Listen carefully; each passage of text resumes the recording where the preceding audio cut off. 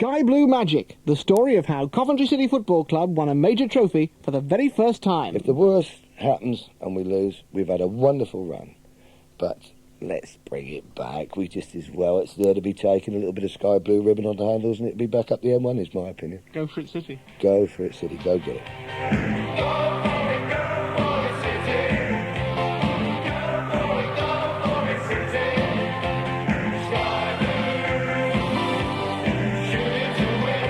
The Sky Blues FA Cup run began against Bolton Wanderers on a cold day in January at Highfield Road.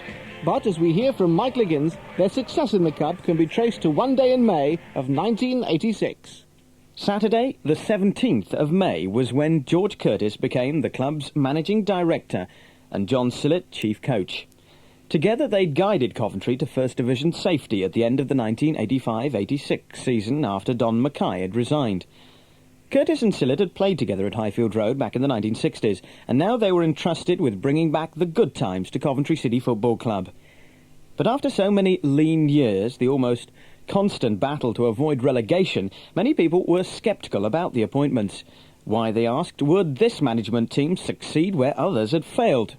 Here's George Curtis on the eve of the new season in August. Let's talk, let's be honest, let's forget the past.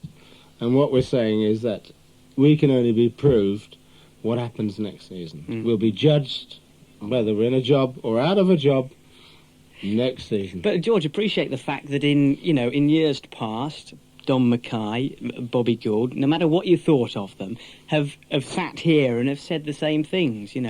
Let's look to the future. We're going to do this. We're going to do that. And I think the fans will be sitting at home now and throwing things at the radio. Correction. We haven't said we're going to do anything. Yeah. We haven't said we're We've going been to discussing your plans. That's right, but we haven't said we're going to do anything. We've made no promises. We've made no promises. What we're saying is that we hope. Yeah. And what we've had 6 weeks with the players, the attitude has been terrific from everybody. George Curtis getting the attitude right before the new season. Together with John Sillett, he kept it right all the way to Wembley. Together they had the belief that something good could happen to Coventry City Football Club. They instilled that belief and a feeling of hunger into the players, and the seeds of success were sown. January the 10th, 1987, the third round of the FA Cup, and victory for the Sky Blues over Bolton by 3-0. Greg Downs, Cyril Regis and Dave Bennett all scored. 12,000 watched the game before the FA Cup bug had begun to bite. The fourth round was later that month at Manchester United, a tough draw and a tough game. But the luck, that most vital ingredient in any sport, was with Coventry. Keith Houchen, playing only his 8th full game for the Sky Blues, scrambled the goal that sent his side on towards Wembley. I had one clear chance when I hit it and Turner saved it, and it come back and hit me in the face. I think went down, hit the bottom of the post, and at that point it looked like Shiverbeck was going to clear it off the line, but the length of my legs, I just got there in front of him and poked it in. The fifth round came on February the 21st at Stoke. Another tricky match against a side in form in the second division. Again, the luck went Coventry's way. Stoke might have had a penalty, they might have scored, but they didn't. Michael Ginn did. Well, I can remember the ball coming over from the left, Nick Pickering put over a great cross, and it fell to Dave Phillips. His first touch wasn't very good. Else Dave could have scored himself, possibly, but I gave him a quick call, and he just laid it nicely into my path, and I just stroked it in. Lovely feeling. Cyril Regis accepting the ball on this left-hand side of the field from Nick Pickering. Pickering takes the return. The cross comes in. There's no one there. David Phillips is unmarked. Michael Ginn with the shot. It's gone in. It's gone in. Stoke City 0, Coventry City 1. Michael Ginn the scorer. 27 minutes of the second half gone, and Coventry City have taken the lead. 1-0, and that was the way it stayed. So the quarter-finals against Sheffield Wednesday at Hillsborough. Noise, colour, the City fans making up for lost time. If you were there, you'll know. If you weren't, people will talk about it for years. And you'll wish you had gone to Hillsborough in March of 1987. But Cyril Regis going on a run, he's on his own, and he scores! Cyril Regis, it's 1-0 to Coventry.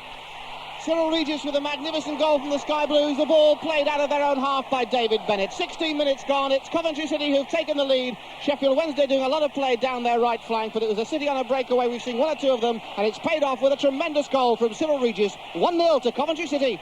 Dave Bennett now for Coventry, going over the halfway line, plays it to his right, tries to find Houchen. He does. He's got Regis ahead of him. Nick Pickering is on the Coventry left. Houchen going into the box now, tries a left foot shot. It's taken a deflection. It's 2-1. Coventry City go into the lead, and it took a deflection.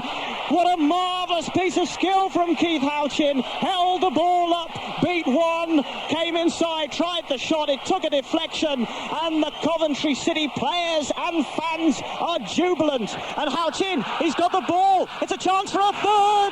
It is. Oh, a terrible mistake in the Wednesday defence. And Houchen snapped it up. It's his second. It's Coventry's third. And we're on our way to Wembley. Not quite. The Sky Blues were now in the semi-finals of the FA Cup for the first time in their history. But they were still 90 minutes away from Wembley. April the 10th was the date Coventry played Second Division Leeds United at Hillsborough on a Sunday. The atmosphere was quite different from the quarter-final. The tension of the occasion, not surprisingly, got to the fans and indeed to the team, who started as badly as Leeds started well. David Rennie put Leeds ahead, and for much of the game Coventry just couldn't score. But there always seemed to be hope.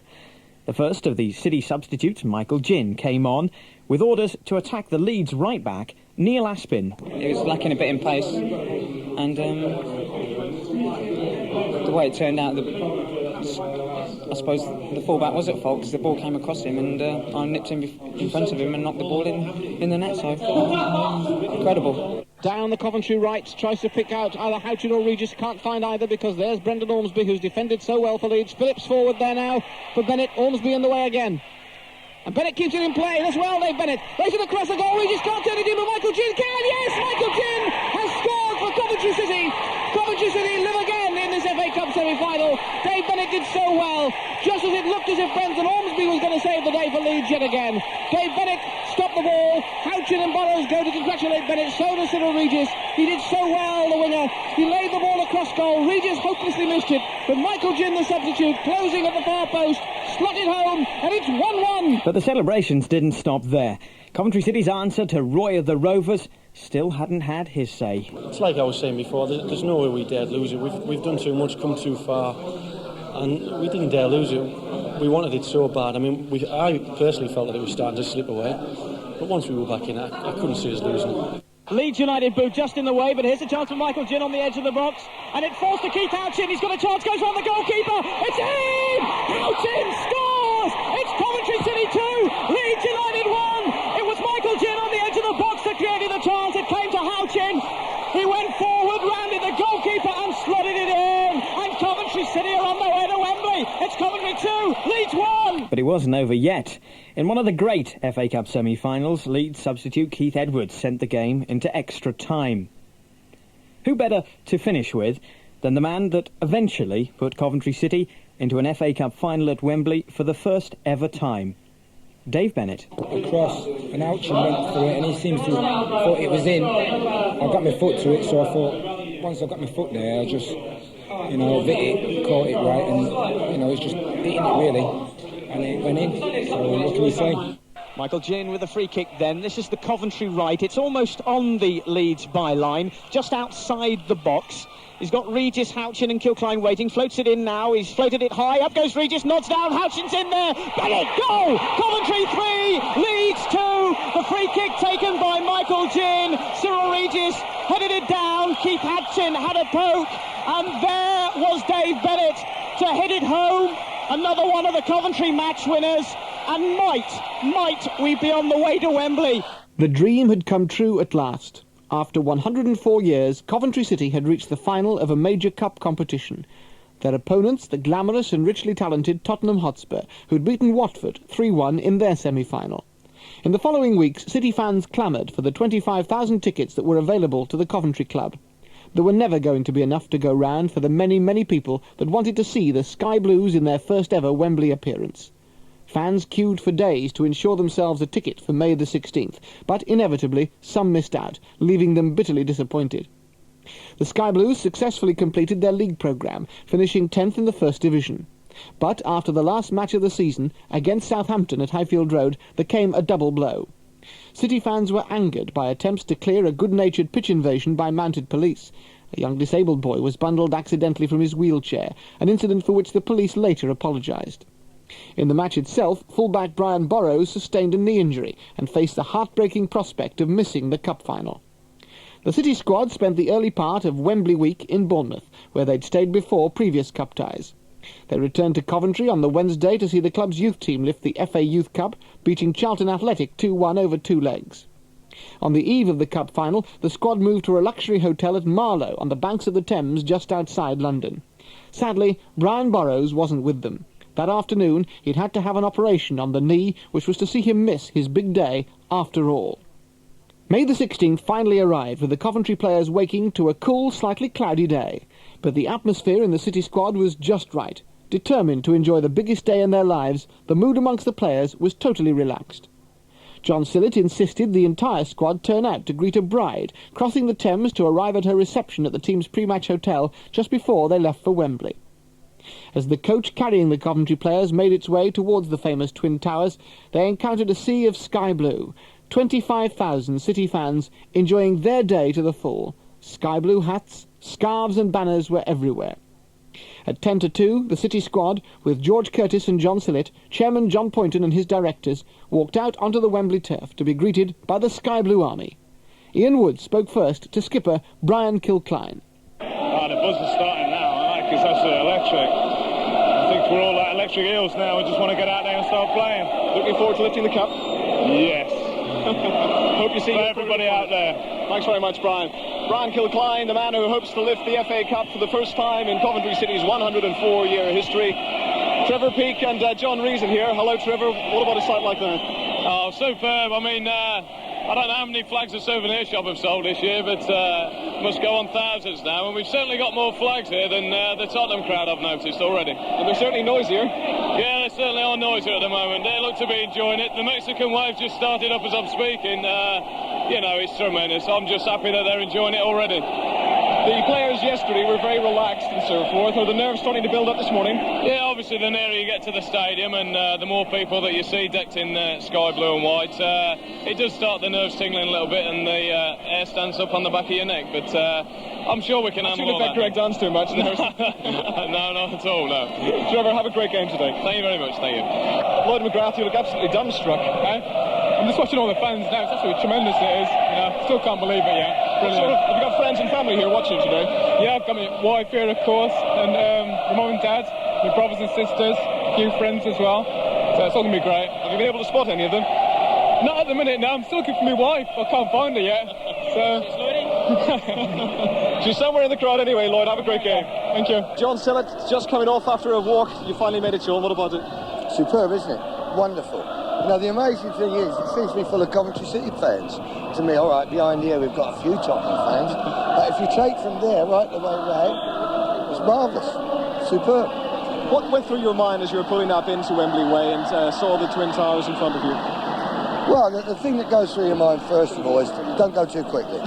Let's look at it, let's enjoy it, and let's just hope that the result is right, going out the opposite way. How do the players feel now? It's only just about, 45 minutes before no, they're all relaxed. We've kept them relaxed. You know, they know their job. They're professionals. As the Coventry entourage drifted from the field, stars from the world of sport and entertainment played a special charity match, and the band of the Royal Marines played as the sunshine broke through the grey skies over North London. At 10-3, the players emerged from the shade to a tumultuous reception from the capacity crowd. John Sillett, the chief coach of Coventry City, David Pleat, the manager of Tottenham Hotspur, lead their two files of players out. Brian Kilcline behind John Sillett, Kilcline the skipper of course, followed by Steve Agrizovic, then comes Greg Downs, then Cyril Regis, then Lloyd McGrath, then Trevor Peake, then Michael Ginn, then Dave Bennett, then Nick Pickering, Steve Sedgley, Dave Phillips, Graham Rodger, and that's the Coventry City team as they come out to the Players' Tunnel now, together with Tottenham Hotspur, their first ever appearance at an FA Cup final. They'll be emerging from the end of the tunnel very shortly, and here they go to be greeted by the fans and Stuart Linnell. And Coventry City step out onto that Wembley turf for the very first time. As Ian Woods told you, John Sillett proudly with his chest bulging out leads them, and they come out resplendent in their sky blue tops. Alongside John, of course, David Pleat, and alongside each Coventry player, his opposite number in the Spurs camp. And as we promised, they're being welcomed by a forest, a sea of sky blue, Flags and scarves and banners held aloft, balloons floating to the heavens. Here we go, here we go, here we go is the song, echoing around Wembley, probably from both ends. But there is no question that this is Coventry City's day. There seem to be about 4 or 5 times as many Sky Blues favours as there are Tottenham flags waving around. Whatever happens now, Coventry City have arrived and they're determined to enjoy the day.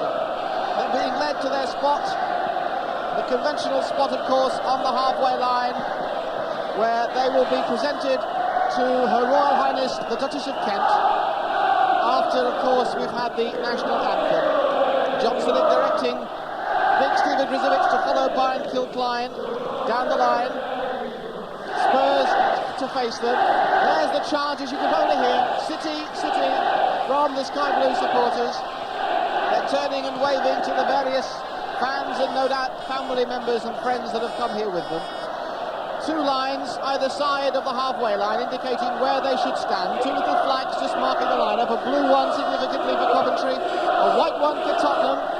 Cyril is the chart now for Big Cyril Regis. Greg Downs pointing out to Cyril Regis 1 or 2 people he should wave to. Emotional moments for them all, Michael. Absolutely, Stuart. I was just noticing perhaps the difference in the 2 lineups. Spurs may be looking a little bit tense, but Coventry City players enjoying every minute of it. I've never seen such a big smile on Keith Houchen's face. And so to the national anthem.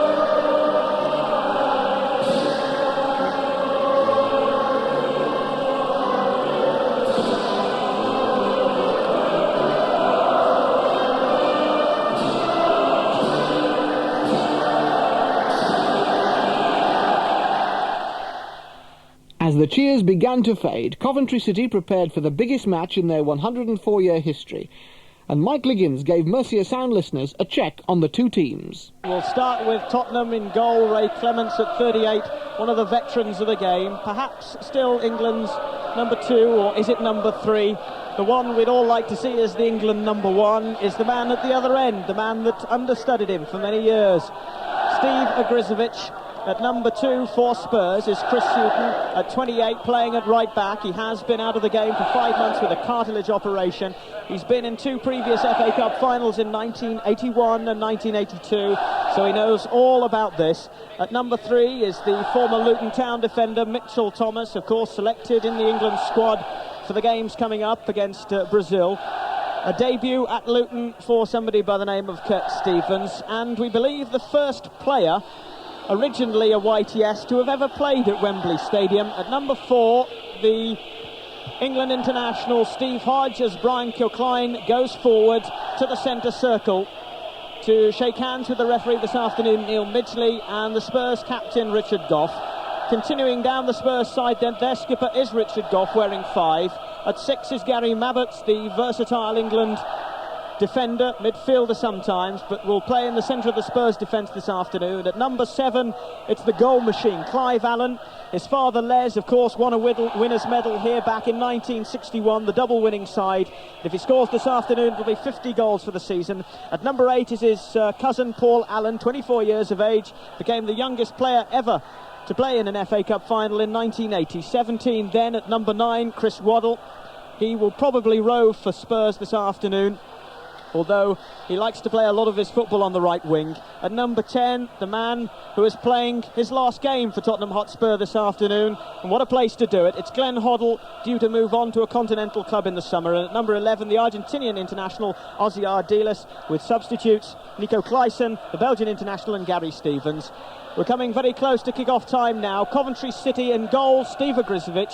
Number 2, David Phillips, playing at right back for the luckless Brian Burrows.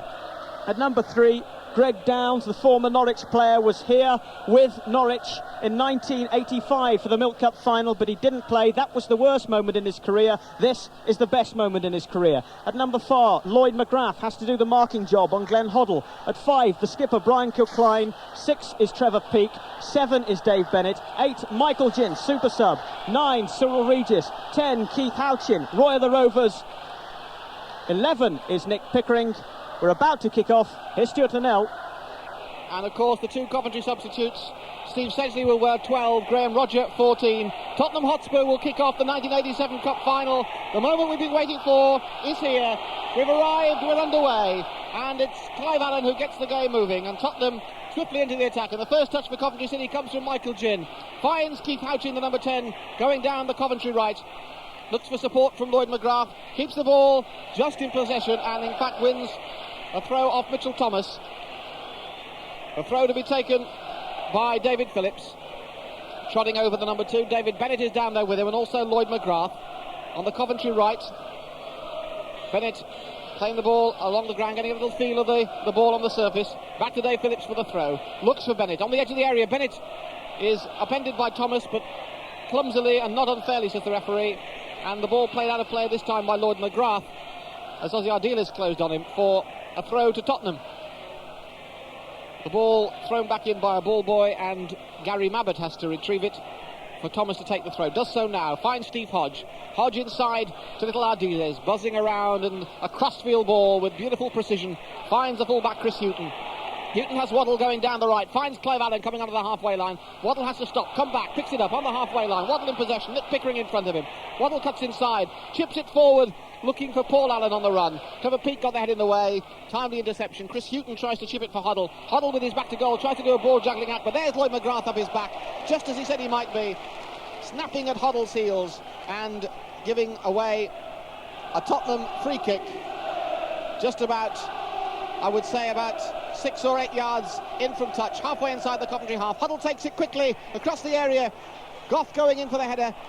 Houchen got it away, then to Ginn, he came in to help out, but it's Waddle in possession, putting Coventry under pressure in the early moments. Waddle twists, turns, beats Downs, gets the cross in, and there's a goal for Spurs! The start that Coventry City must have dreaded, and the man that scores it is Clive Allen. With only 2 minutes on the watch, Coventry City feared, but this was how it might start. This is the one thing they just did not want. A Clive Allen goal, giving Tottenham the early lead. Yeah, ideally it wasn't the start to get at Wembley. The majorities have never played at Wembley, and the one thing we wanted was probably a settling in period, and unfortunately, because Spurs scored very early, it meant that we were never going to get that. It may have made it a better game in the long run, but certainly at the time it didn't look that way. Coventry City 0, Tottenham Hotspur 1. They've got it all to do now. David Phillips to David Bennett, playing a little 1-2. Coventry must try and settle down. Kilcline to Peake across the back. Kirk Stevens, that was exactly what they did. What a horrible start to a cup final. That's right, Stuart. As I said earlier on, they've given Waddle too much room on the left there, Stuart. He's done the job, he's got past Downs and crossed a great ball in. Allen's put it in the back of the net, the things he does best. Phillips lobbing it forward, Michael Ginn running into the area, but Clements will be off his line, and Ginn in fact catches Clements in the air. That'll be a free kick. Neil Misley though says play on. One thing I would say, Stuart, is of course Coventry City have been behind before in FA Cup finals, or they certainly struggled in cup ties before, and one thing this side won't do, as in previous years, is fold. They'll fight to the bitter end, and as I've said before, I said it in the semi-final, there's still hope. There's a long, long way to go, but it's a dream start for Tottenham, a nightmare beginning for Coventry. Spurs already 1-0 in the lead. Houghton forward to Clive Allen. Snapping at his heels there is Trevor Peake. Finds Michael Ginn. Ginn to Houchen. Here comes Coventry through Nick Pickering. A nice bit of interpassing between the Coventry players. Houchen tries to chest it down to Bennett. Spurs players rather sprawl everywhere to get the ball away, and it's Steve Hodge that comes away with it down the left for Tottenham. He's got David Phillips in front of him. Phillips standing off him, letting him come past him, checks him. Seems to check him unfairly, but the referee says play on. Eventually, the throw is conceded to Tottenham. So Coventry City with it all to do, trailing to that Clive Allen goal, and you have a horrible suspicion that that's not going to be the last we hear of Clive Allen this afternoon, and Spurs will clean up in defence with Richard Goff. Goff rolls it across the park to Houghton, and really this is where the Coventry City public, who've been so marvellous so far, have got to really get behind their team and lift it. They've had their dreams shattered in the opening moments of this cup final, but they've got to try and lift their spirits and lift their team now. There's McGrath at the back of Waddle again, but Bennett wins the ball for Coventry City. Fights back, gains possession. Here comes the Coventry voices again being found. Cyril Regis in possession for the first time. Wins that challenge as well against Hodge. Regis holds it, lays it off to Downs on the left. Downs with the cross in for John Houchen, but it's too far, and Clements has to come and get there, and it'll be a corner kick to Coventry City. The first corner of the 1987 FA Cup final, out on the right, will be taken by Dave Bennett. But the Sky Blues, if you've just joined us, already a goal down. Clive Allen the scorer after 2 minutes, and we've had 5 of this FA Cup final. Michael Ginn, in fact, will take the corner, runs across and places it. Dave Bennett lopes languidly into the penalty area. And here comes Ginn's corner. It's high, it's lobbed up. Houchen doesn't reach it. Greg Downs tries to play it back in, but too far, too hard to Regis. Regis can't reach it. And it'll be a Spurs goal kick. Well, I suppose if you're a neutral, then an early goal is always good for a cup final, isn't it? It's disastrous for Coventry City. Well, it might not be, you know, because just imagine if it had gone the other way. If Coventry City had scored early, then they would have been saying, oh, can they hang on? Can they hang on? They've got to try and fight back. Here comes the Sky Blue song to try and lift them. Ray Clements holding the ball, chucking it in the air before deciding where to kick it. He tries to place it down the middle of the park, does so. There's Clive Allen underneath it, but so is Brian Kilcline with a good header. Pickering in the tackle, but loses out to Paul Allen. He keeps possession, stands on the ball and gives it away to Pickering. He tries to find Houchen for the quick interception there by Goff, wins the ball back for Tottenham. Pickering gets the ball full in the face of Waddle accidentally, but Coventry come away. Greg Downs tried to be a little bit too casual with his pass forward, and Ozzy Ardiles intercepted. Downs will take the throw himself for Coventry. Pickering still holding his nose. Referee just looks at him as he runs past him to see whether he's all right. Downs hasn't taken the throw as yet. Holds the ball above his head, looking for an option or two to move around. Mickey Ginn coming to do just that. The ball going down the line, though, eventually to Houchen. Houchen holds possession, lays it back to Trevor Peake, chips it into the middle. The ball played back down by Ardiles, and Peake will get underneath it and get there before Clive Allen. Allen cutting off the route back to Grizovic, though, so Peake has to turn and twist and look up and plays it down the line now towards Cyril Regis. Goff get there first, though. A good header by the Spurs captain, but only as far as Michael Ginn on the edge of the centre circle, and Ginn finds Lloyd McGrath. McGrath out to Bennett on the right wing for Coventry. Can Bennett's dancing feet do the business? He tries to put McGrath away, but there's Gary Mabbutt coming in to intercept for Tottenham. The ball out for a Spurs throw off the Coventry player, and Thomas will take the throw. The other Tottenham, Danny Thomas, former Coventry player. Good to see him on the pre-match walkabout after his injury problems. A lot of Coventry people still got a soft spot for Danny, but of course not taking part in this game today because of that horrendous knee injury that he sustained. Ironically, both right backs out for the same sort of injury reason. Ozzy Ardiles gets the game going again for Tottenham. Back to Mabbutt. Ardiles turns, twists, and there's Lloyd McGrath winning the chase with Mitchell Thomas. Keeps possession, and Lloyd McGrath is brought down. And that'll be a free kick to Coventry City, which Keith Houchen, I beg your pardon, Nick Pickering is trotting across to take. David Phillips will be alongside him when this occurs. And the linesman pointing out to Pickering exactly where the kick should come from. Waddle and Hodge alongside him, trying to put off his route to goal. David Phillips is there. Will he take the kick? I fancy he leaves it. Leaves it for Pickering. Left-footed. The in-swinger up towards Houchen. Headed away for the moment for Tottenham by Goff. Header comes back in from Kilcline. Regis can't get close to it, though he tried. Breaks for Ginn on his chest. Ginny tries to set up himself for a shot. And to Regis on the edge of the area. Coventry piling on some pressure now. There's Phillips with a shot. Tries to get a deflection, but cannons back towards him. Kilcline lays it back out to Downs now as Coventry try and get back into this. Regis to Downs. Downs with a left foot ball forward. Houchen heads it down, and there's Bennett dipping in. Bennett will score for Coventry. What a great goal from David Bennett! Coventry City are back on terms. A beautifully worked goal. Coventry applying the pressure, not buckling. Now the Sky Blue flags are flying. Paul King's off his feet, so is Kirk Stevens. And it's Tottenham up to 1, Coventry City 1. Dave Bennett, the Coventry match winner. He's done it so many times in the past, and he's done it again. And joy for the Coventry City fans. It's just what everybody expected for one of the best cup finals for many years. Brilliant. I was just happened to be lurking around looking for any drop downs, you know, as a striker's instinct, you would say. And it just happened to be there. It was just, once I got there, it was just beating Clements then, just getting there before Clements. And once I got there, and it kept me cool then, because I thought I might have been off balance, but I stuck it in well. There's a Sky Blue firecracker firecracker going across the pitch here at Wembley. It's party time for the Sky Blues again. They're back on terms. Amazingly, for an FA Cup final, 2 goals in the first 9 minutes.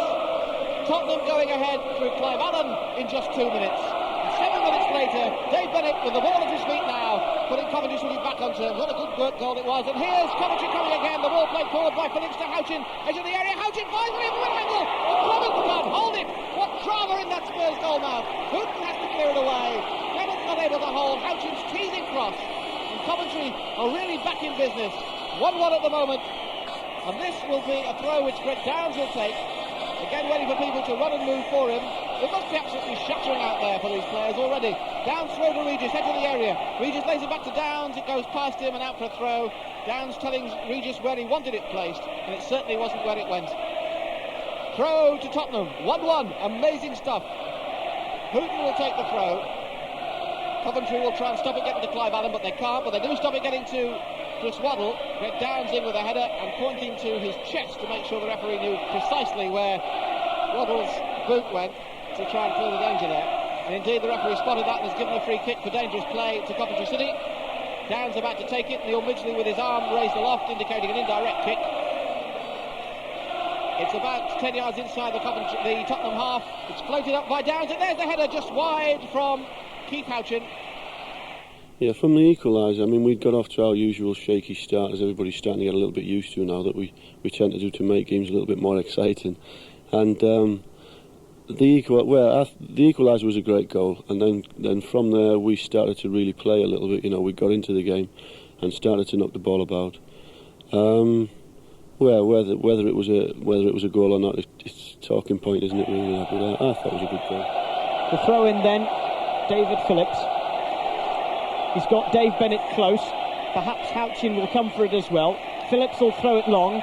Up goes Houchen, nods on. Regis flicked on again. It's a goal. Coventry 2, Spurs 1.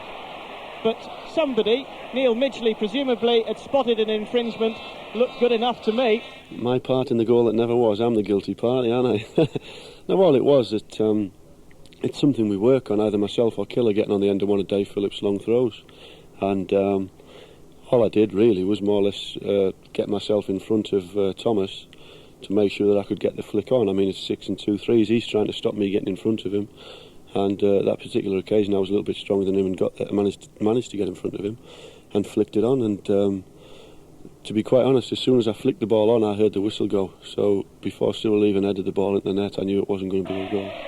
All to play for in the sunshine at Wembley. And how it's funny, isn't it? The sun usually shines for the FA Cup final. It's been pretty miserable all week, but here we've got sun and the little figure of Michael Ginn going on a run. He got tangled up a little bit, and Coventry have got a bit of defending to do now because Glenn Hoddle is on the ball, plays it forward to Ardiles. There's plenty of space here for Spurs if he could play it to Paul Allen, but the boot was in the way for Coventry, and thank goodness it was.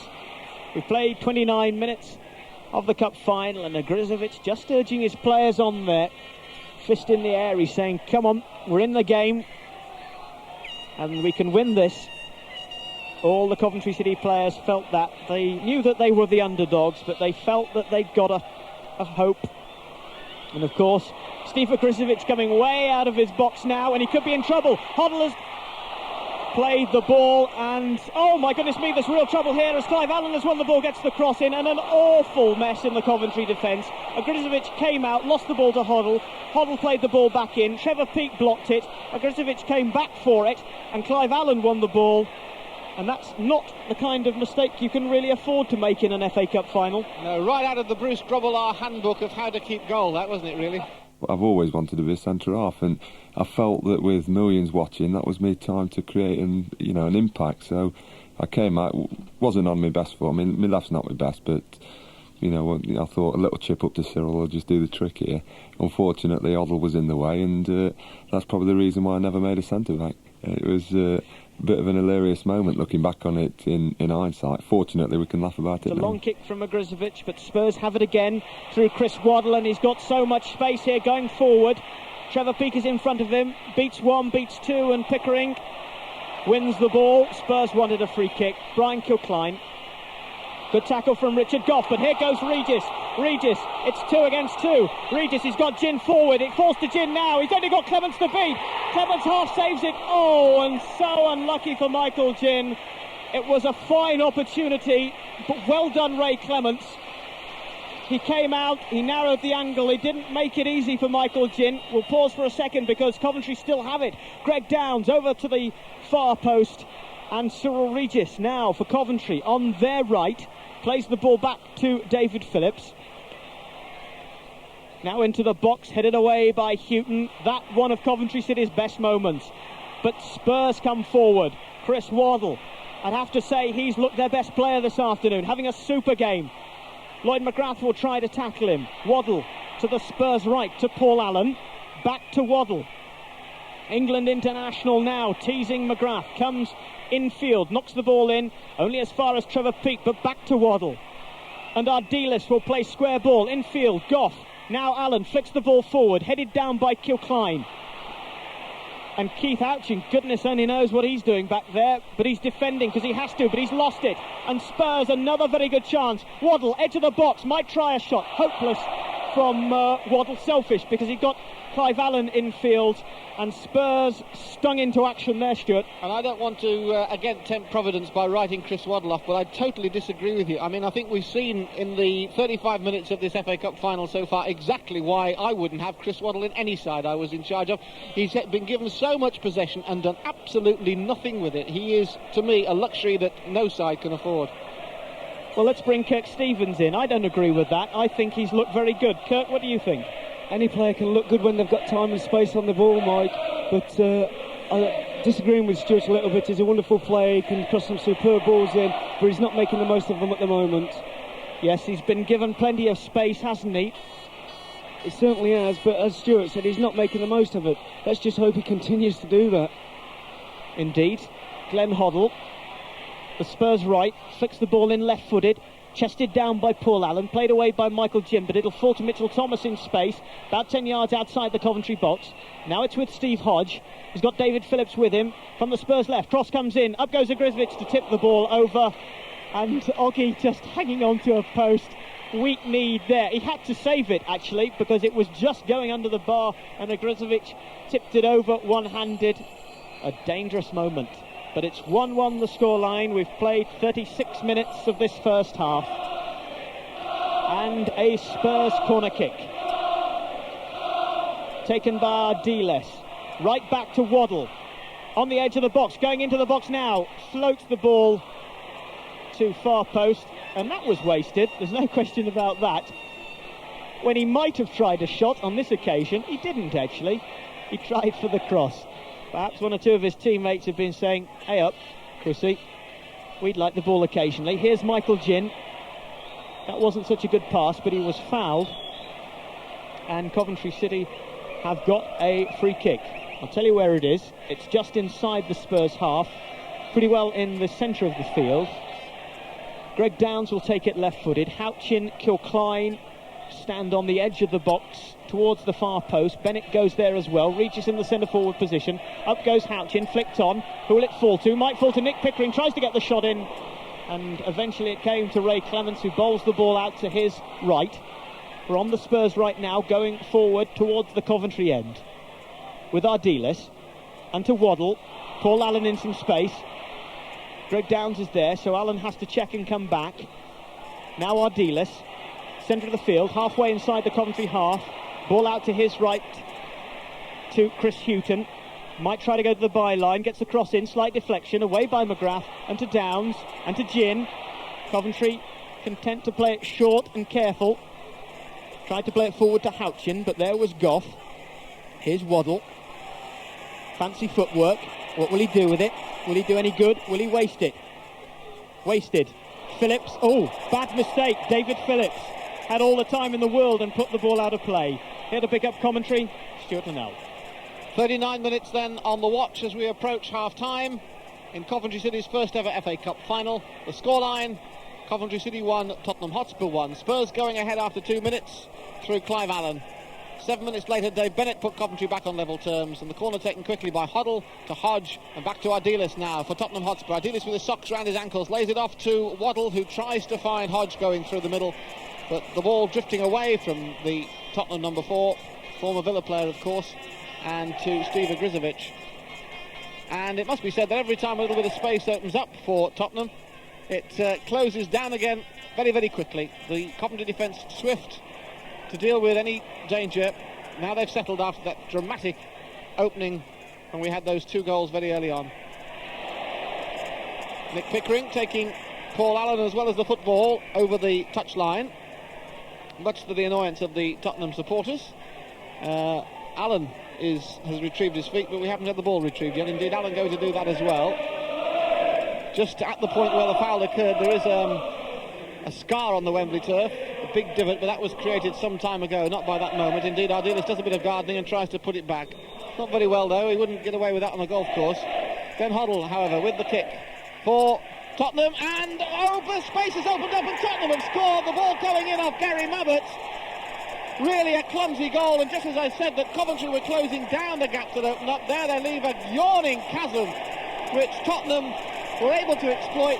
Mabbutt, I'm sure, will be accredited for that. The ball came over. Grizovic was hopelessly flapping as the ball came around. Initially, I came for the ball. I wanted to try and be positive, and I came halfway, realised I wasn't going to get there, and unfortunately was probably stranded in the wrong position. And so, I mean, that was probably the only disappointment for me over the whole week, really, the whole of the Wembley atmosphere, and come what may.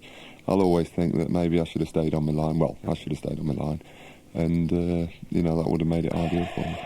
And really, we can't afford any more mistakes, Kirk, surely now in the last few minutes of this half. No, I think we've got to hang on now, Stuart, until half-time, then George and John will sort it out with the team. I think they were playing some smashing football, Stuart. They were keeping the ball. All of a sudden, they've got to regain the composure again and not lose their heads. And there's the cross from Ardiles, which Grizovic catches, goes to bowl it out to Jin quickly, changes his mind, checks and kicks it forward, this time in the air. Little Thomas will head that back towards the Coventry goal, but Dave Bennett intercepts, tries to get Houchen away. There's Chris Houghton coming across. Chris Houghton laying it down the left. Tottenham left, that is, but Phillips comes to intercept, calls somebody to him. Michael Jin is the recipient of the pass eventually. Brian Kilcline tries to lob it in the middle. Pickering is lurking. There's Regis to Pickering. For Coventry City, Pickering tries to turn. The ball coming off Goff, who sprawls out at full stretch to try and turn it back to Clements, and Clements has to come off his line and save it for Tottenham. And the City fans chanting City to try and lift their team in the last few minutes of this half. They conceded an early goal. They fought back with a well put together move and conceded such a silly soft goal a moment or two ago. But they go in, by the look of it, 2-1 down in half time. But still plenty of time to go in this FA Cup final. 45 minutes on my watch, and I don't think Neil Midgley will have reason to add anything on to that. And Dave Phillips lays the ball back to Brian Kilcline, back to Steve Grizovic. Neil Midgley checks with his line to and checks his watch, and I think we'll blow the whistle for half-time very shortly. Grizovic, meantime, kicks the ball downfield, and there it is, half-time. 2-1 to Spurs, and Coventry City with it all to do. Could they equalise again? 2-1 to Tottenham, and as I say, some controversial moments as well as some excitement in that first half. Was Keith Houchen actually guilty of pushing, as Neil Midgley seems to have judged him, when Cyril Regis had apparently scored but the goal was disallowed? Could Michael Jin have done better with the effort that when he was put through by Regis, and Ray Clements made a fine save, it must be said, but Jin, one feels, might have done better and should have scored? And was Brian Kilcline actually guilty of an own goal when Gary Mabbutt put Tottenham in front? Was it actually the boot of Kilcline that pushed the ball home, or was it Gary Mabbutt who was able to control it properly, well enough at least, to score the goal? But here comes Tottenham down their right. Ardiles to Houghton. Greg Downs gets in the way and indeed trips Houghton just outside the area. The referee says play on. Grizovic gets tangled up there, I think that's with Hodge, and they help each other up. It is indeed Hodge, who looks a little bit unsteady on his feet, rather gingerly holding his left foot, having gone down there. The referee says to Steve Grizovic get on with the game, and Hodge limps away from the scene of that. And the Grizovic puts the ball high in the air, and the Grizovic, rather Regis, beats Ardiles in the air. It's not difficult for Regis to beat Ardiles, I wouldn't suggest, given their comparative heights. But the ball rather wasted for Coventry, and Gary Mabbutt for Tottenham will get the game going their direction again. Clive Allen, Glenn Hoddle, Mitchell Thomas in possession for Tottenham. But Dave Bennett takes the ball off Mitchell Thomas. Bennett now perhaps had a little bit of a shake-up at half-time from Sillett and Curtis, told to weave his magic, and Michael Ginn tries to get in the act as well, and there's Regis playing a 1-2 with Ginn, but the return pass was well away from the little man as he tried to fizz through the middle, couldn't quite work it, and Clements is able to pick up the pieces again and bowl the ball out to the Tottenham right, where their captain Richard Gough, wearing 5, plays it forward to Chris Houghton. Houghton tries to turn it into the path of Ozzy Ardiles, but in fact Regis lets it go out for a throw for Coventry to Brian Kilcline, the big Sky Blue skipper, and all the way back almost from the halfway line goes the ball to the feet of Steve Grizovic. Bounces it once, holds it in his arms and kicks it into the Wembley sky. It lands on the head of Gough as Regis challenges him. The ball breaks though for Downs and then to Kilcline. Kilcline, a high ball out to the Coventry right, to no one in particular, although I think the intention was to find Bennett, and it'll be a Spurs throw. I've seen enough, Stuart, in the first half to think that Coventry can come back into this. What, of course, they don't want is to concede another goal, because there'd be no way back from there. Michael Ginn for Coventry. And the ball flashing across the face of the first Spurs goal. Keith Houchen almost got a boot to it. In fact, I think he did touch it on slightly. Thought McGrath was coming in behind him, but Gough cleared the danger. A little bit of action and excitement for the Sky Blues fans to get behind. And Dave Phillips with a throw, beckoning Houchen to him, and works that one. Houchen stamps on the ball and plays it back to Phillips, and Phillips left-footed gets the cross in, which Houchen can't turn back as Ardiles heads away. And here comes Hoddle for Tottenham. Hoddle looks up and finds Allen in acres of room, running away from Trevor Peake, gets the ball. Allen runs into the penalty area, on the edge of the area, tries a left-foot shot which flashes high and over the top of Steve Grizovic, outstretched body, and indeed the Coventry goal, and the Sky Blues can breathe again. But Spurs looking to break away with purpose, and we didn't see too much of that in the first half either. No, indeed, an interesting little statistic. I'm informed that the half-time scoreline at Highfield Road, when Coventry beat Spurs 4-3, happened to be Spurs 2, Coventry 1. We look for the omens, we hope the portents are there for us. As Regis chest down, McGrath's ball to Pickering, to Downs, punts it forward, left-footed, well over toe poke, and it breaks through to Regis, through a forest of Spurs defenders. Regis plays it off to Phillips, gets a return pass into the area and out to Bennett. Hodge lays off as Bennett comes in with a cross, and it's aimed for Houchen. He gets his header, but he can't quite direct it, and it comes to Ardiles onto his chest, and the little Argentinian will come away for it for Tottenham. To Gary Mabbutt, I beg your pardon, to Glenn Hoddle, I should say, down the line. Paul Allen rather stands and trips over the ball, and indeed the referee giving the throw to Coventry when Allen looked up for a Spurs free kick. Lloyd McGrath to Cyril Regis. Regis looking a bit more determined and involved than he did in the first half, to Trevor Peake. Peake laying it forward to Houchen. Houchen chests it down well. Lovely control the big man's got when he wants to show it. Flicks it off to Dave Bennett. Bennett now who can do all the business with the footwork, but this time gives second best to Mitchell Thomas. But Thomas is clear, it only finds Dave Phillips. Dave Bennett has to come on side very quickly as Keith Houchen tries to break into the area, and Phillips tries to burst through for Coventry. And the Sky Blues fans wave their flags and cheer again to try and lift their side. Coventry City in blue and white stripes for the last time for the time being. The new strip due to arrive in time for the FA Charity Shield should they win today. At the moment they're losing 2-1.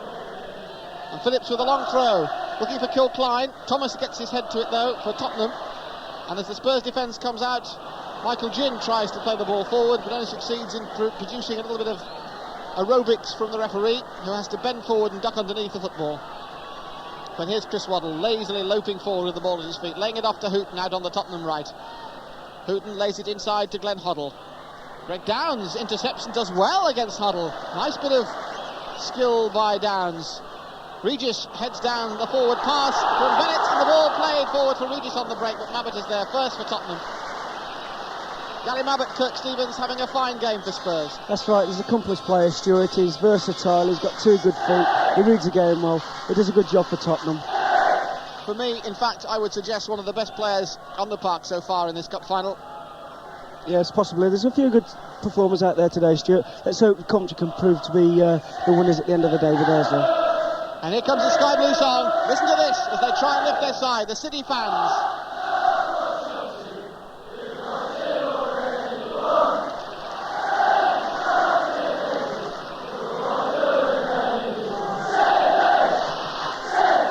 There's the encouragement, there's the cheers, there's the support. Now the team need to produce the goods and come back from this 2-1 deficit. Nick Pickering keeps the ball in play with a bit of fancy heading as Coventry try to break down their left, but Houghton is there for Tottenham.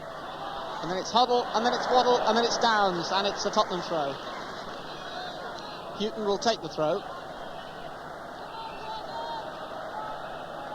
Takes it eventually to Paul Allen. And Chris Waddle comes to make the play. And it's Houghton who has to lay it forward for Allen. Paul Allen keeps possession against Trevor Peake. Peake gets in the way though, does well, sticks the foot in the way, Trevor, and plays it down the line. Did ever so well. Lovely bit of defensive football, but it breaks back to Tottenham, and here's Waddle again. Lazily runs forward, looks for options, changes his mind, crosses it now. There's a Grizovic, and this time he catches it, dropped it. But that's because Kilcline got in the way, and Brian Kilcline holding the back of his head in that little clash with Clive Allen as they both went in for that ball, but the Grizovic was there first. Rolls it underarm, slowly and casually to Greg Downs. And the instruction has clearly gone to the Coventry players to be disciplined, to get the basics right, and to be determined. And there's a lovely ball floating forward for Michael Ginger running to the penalty area for Coventry City, and he tries to play the ball across the face of goal where Houchen was closing, and it came off Mitchell Thomas for a Coventry corner. So a chance here for the Sky Blues. They're beginning to play, aren't they? They're beginning to knock the ball around with a little bit more confidence, playing perhaps with a little bit more passion. And the corner kick to be taken by Michael Ginn. He has Dave Bennett to his left. Will he play the short one? He goes for the longer option. The outswinger to Regis. Goff is there first, and Phillips does a pirouette as his left foot is raised to almost shoulder height and tries to play the ball back, but the ball follows the angle of his leg, and that means it goes towards the floodlight pylons rather than the goal. And so, heralded by the klaxon of a Tottenham supporter, no doubt, it'll be a goal kick to Spurs to be taken by Ray Clements. Clements takes this one.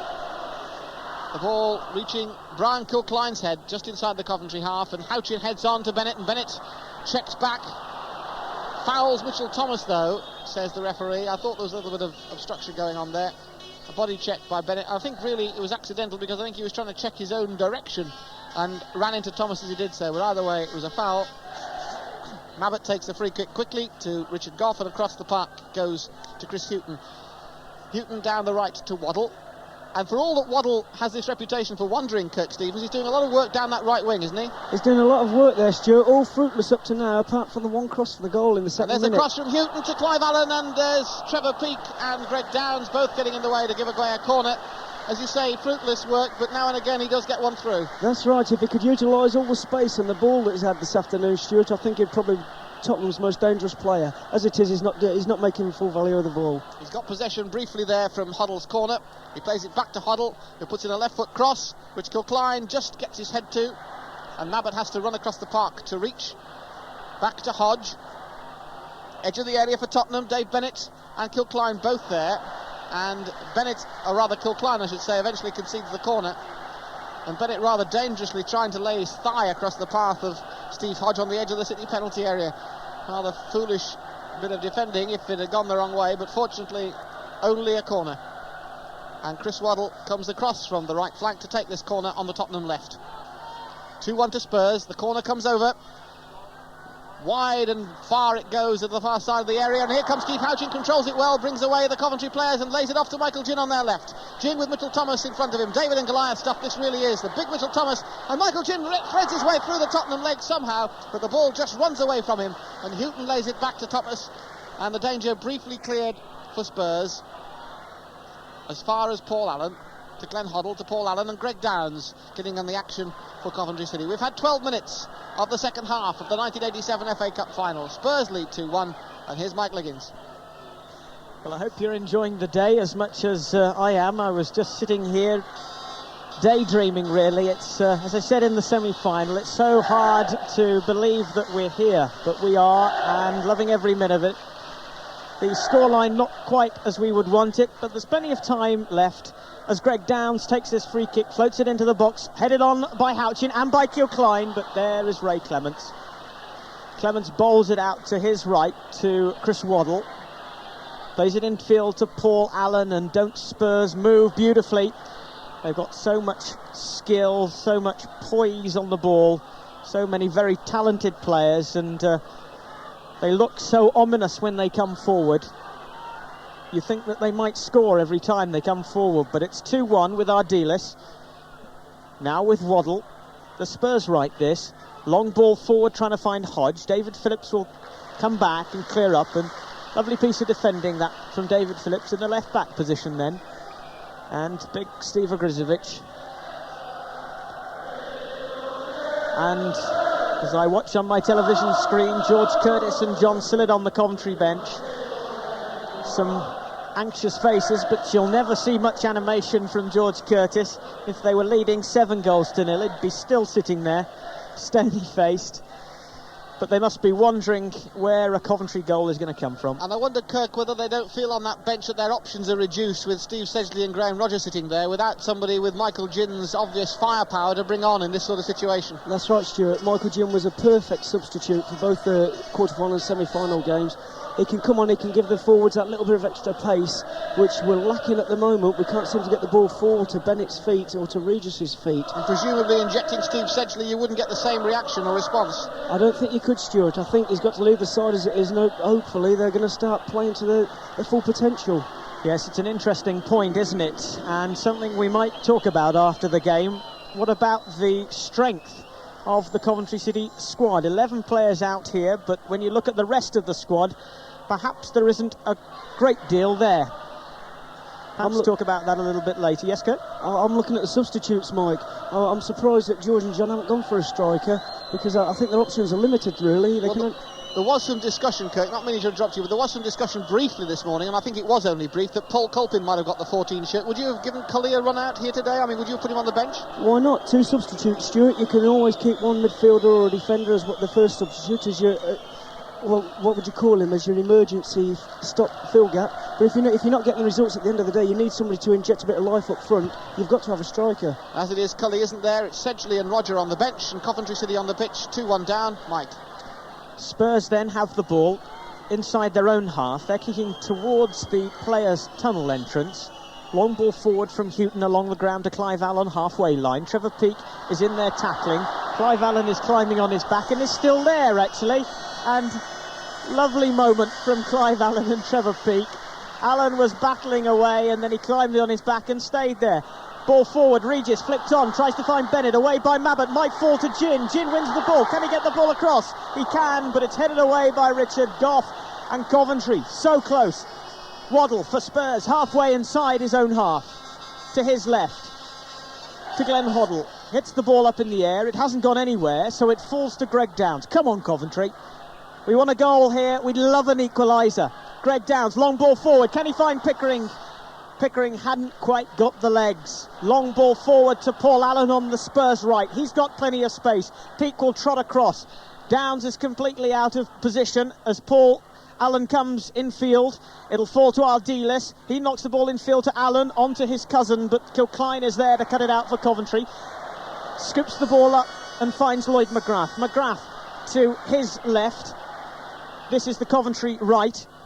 Trying to find Regis, falls to Bennett. What can he do? He's in the centre circle now. Tackle from Ardiles, free kick. The ball at the feet of Neil Midgley, but he's given Coventry City a free kick. It's just inside the Spurs half. And if only there could be an equaliser, then we'd have quite some game then. Keep your fingers crossed back home, because David Phillips knocks the ball to the far post. Up goes Regis. It might fall to Greg Downs eventually. It's Waddle against Downs.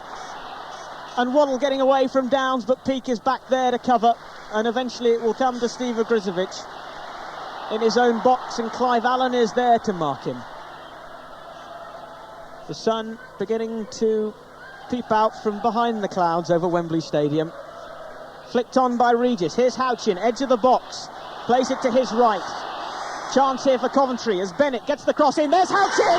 2-2. Keith Houchen. Roy of the Rovers, and he goes to the Coventry end, leaps over an advertising board, and Keith Houchen's 5th goal in the FA Cup run. Kisses to the crowd. Coventry back in it. Oh my God, we prayed for that, and Houchen has done it. It's 2-2. I set off and I just couldn't get there. And I was looking for, I knew where all my family and that was sat. And in the excitement of the goal and getting up and running, I ran about 200 yards to the left of where they should have been sat.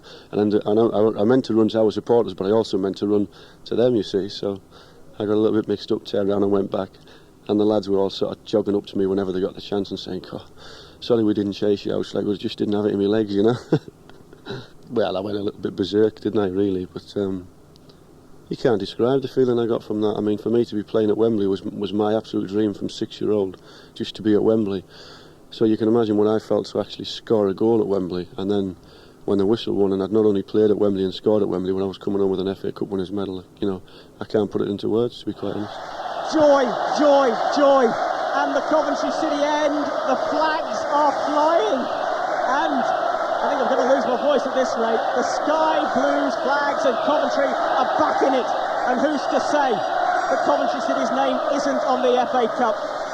What a game we've got. I tell you what, Kirk, when they put this together, it could well be one of the classics, couldn't it? I said earlier on, Stuart, if they can get the ball to Bennett's feet, he'll do it for them. He's got down the wing there, knocked it in, Houchen's put it in the back of the net. They've got to keep using Bennett. He's the match winner today, Stuart. And it's Coventry that have got Spurs on the rack. Yes, indeed. David Phillips now with a free kick. Halfway inside the Spurs half. Houchen's on the far post. He's hungry now. Floats the ball in. Up goes Cyril Regis. Gets the flick on. And Coventry have got Spurs rattled. There's no question about that. And there is no question that Coventry deserve to be on terms. I mean, if you take the game, all 65 minutes of it so far, there is no question that Coventry City have not been overshadowed by the might of the Spurs players, by their international reputation. They deserve to be on level terms. They deserve to be here. And just look at that support. It's sky blue everywhere at this end of Wembley. No flags flying at the other end. Here you go, here we go, here we go. They're shouting. And it's Coventry City who are taking over Wembley Stadium. Spurs, you only sing when you're winning. And that's the case at the moment. Coventry have got to hang on now. 2-2. Perhaps they might snatch the winner. This is unbearable. Well, we're back in the game, and how delighted we are. Paul King, this is all about love and pride, isn't it? Definitely. I think thank goodness it happened, because psychologically I think Spurs was starting to take over. We weren't actually going in there and making those chances anymore, and that has helped us. I think we're definitely got at the edge now. Well, let's hope we can continue, Mike. I'll say.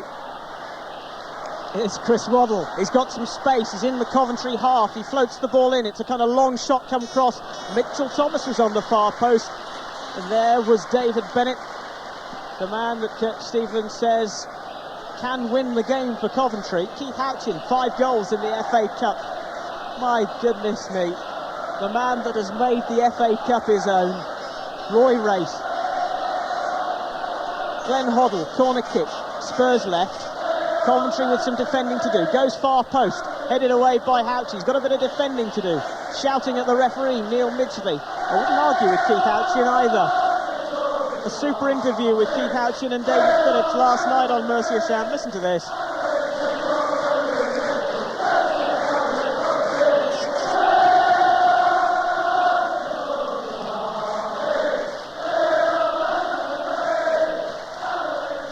We're on the march with George's army, that's what they're singing. And they believe, can Coventry City keep the belief going? Houchen going into the box. He's only got one to beat. Goes to the byline, gets it across, and there was Clements. Good defending, Mitchell Thomas. Now, Coventry with some defending to do. Great cup final this. Hoddle, halfway line. Spurs left. Floats the ball forward. Steve Hodge now into the box for Spurs.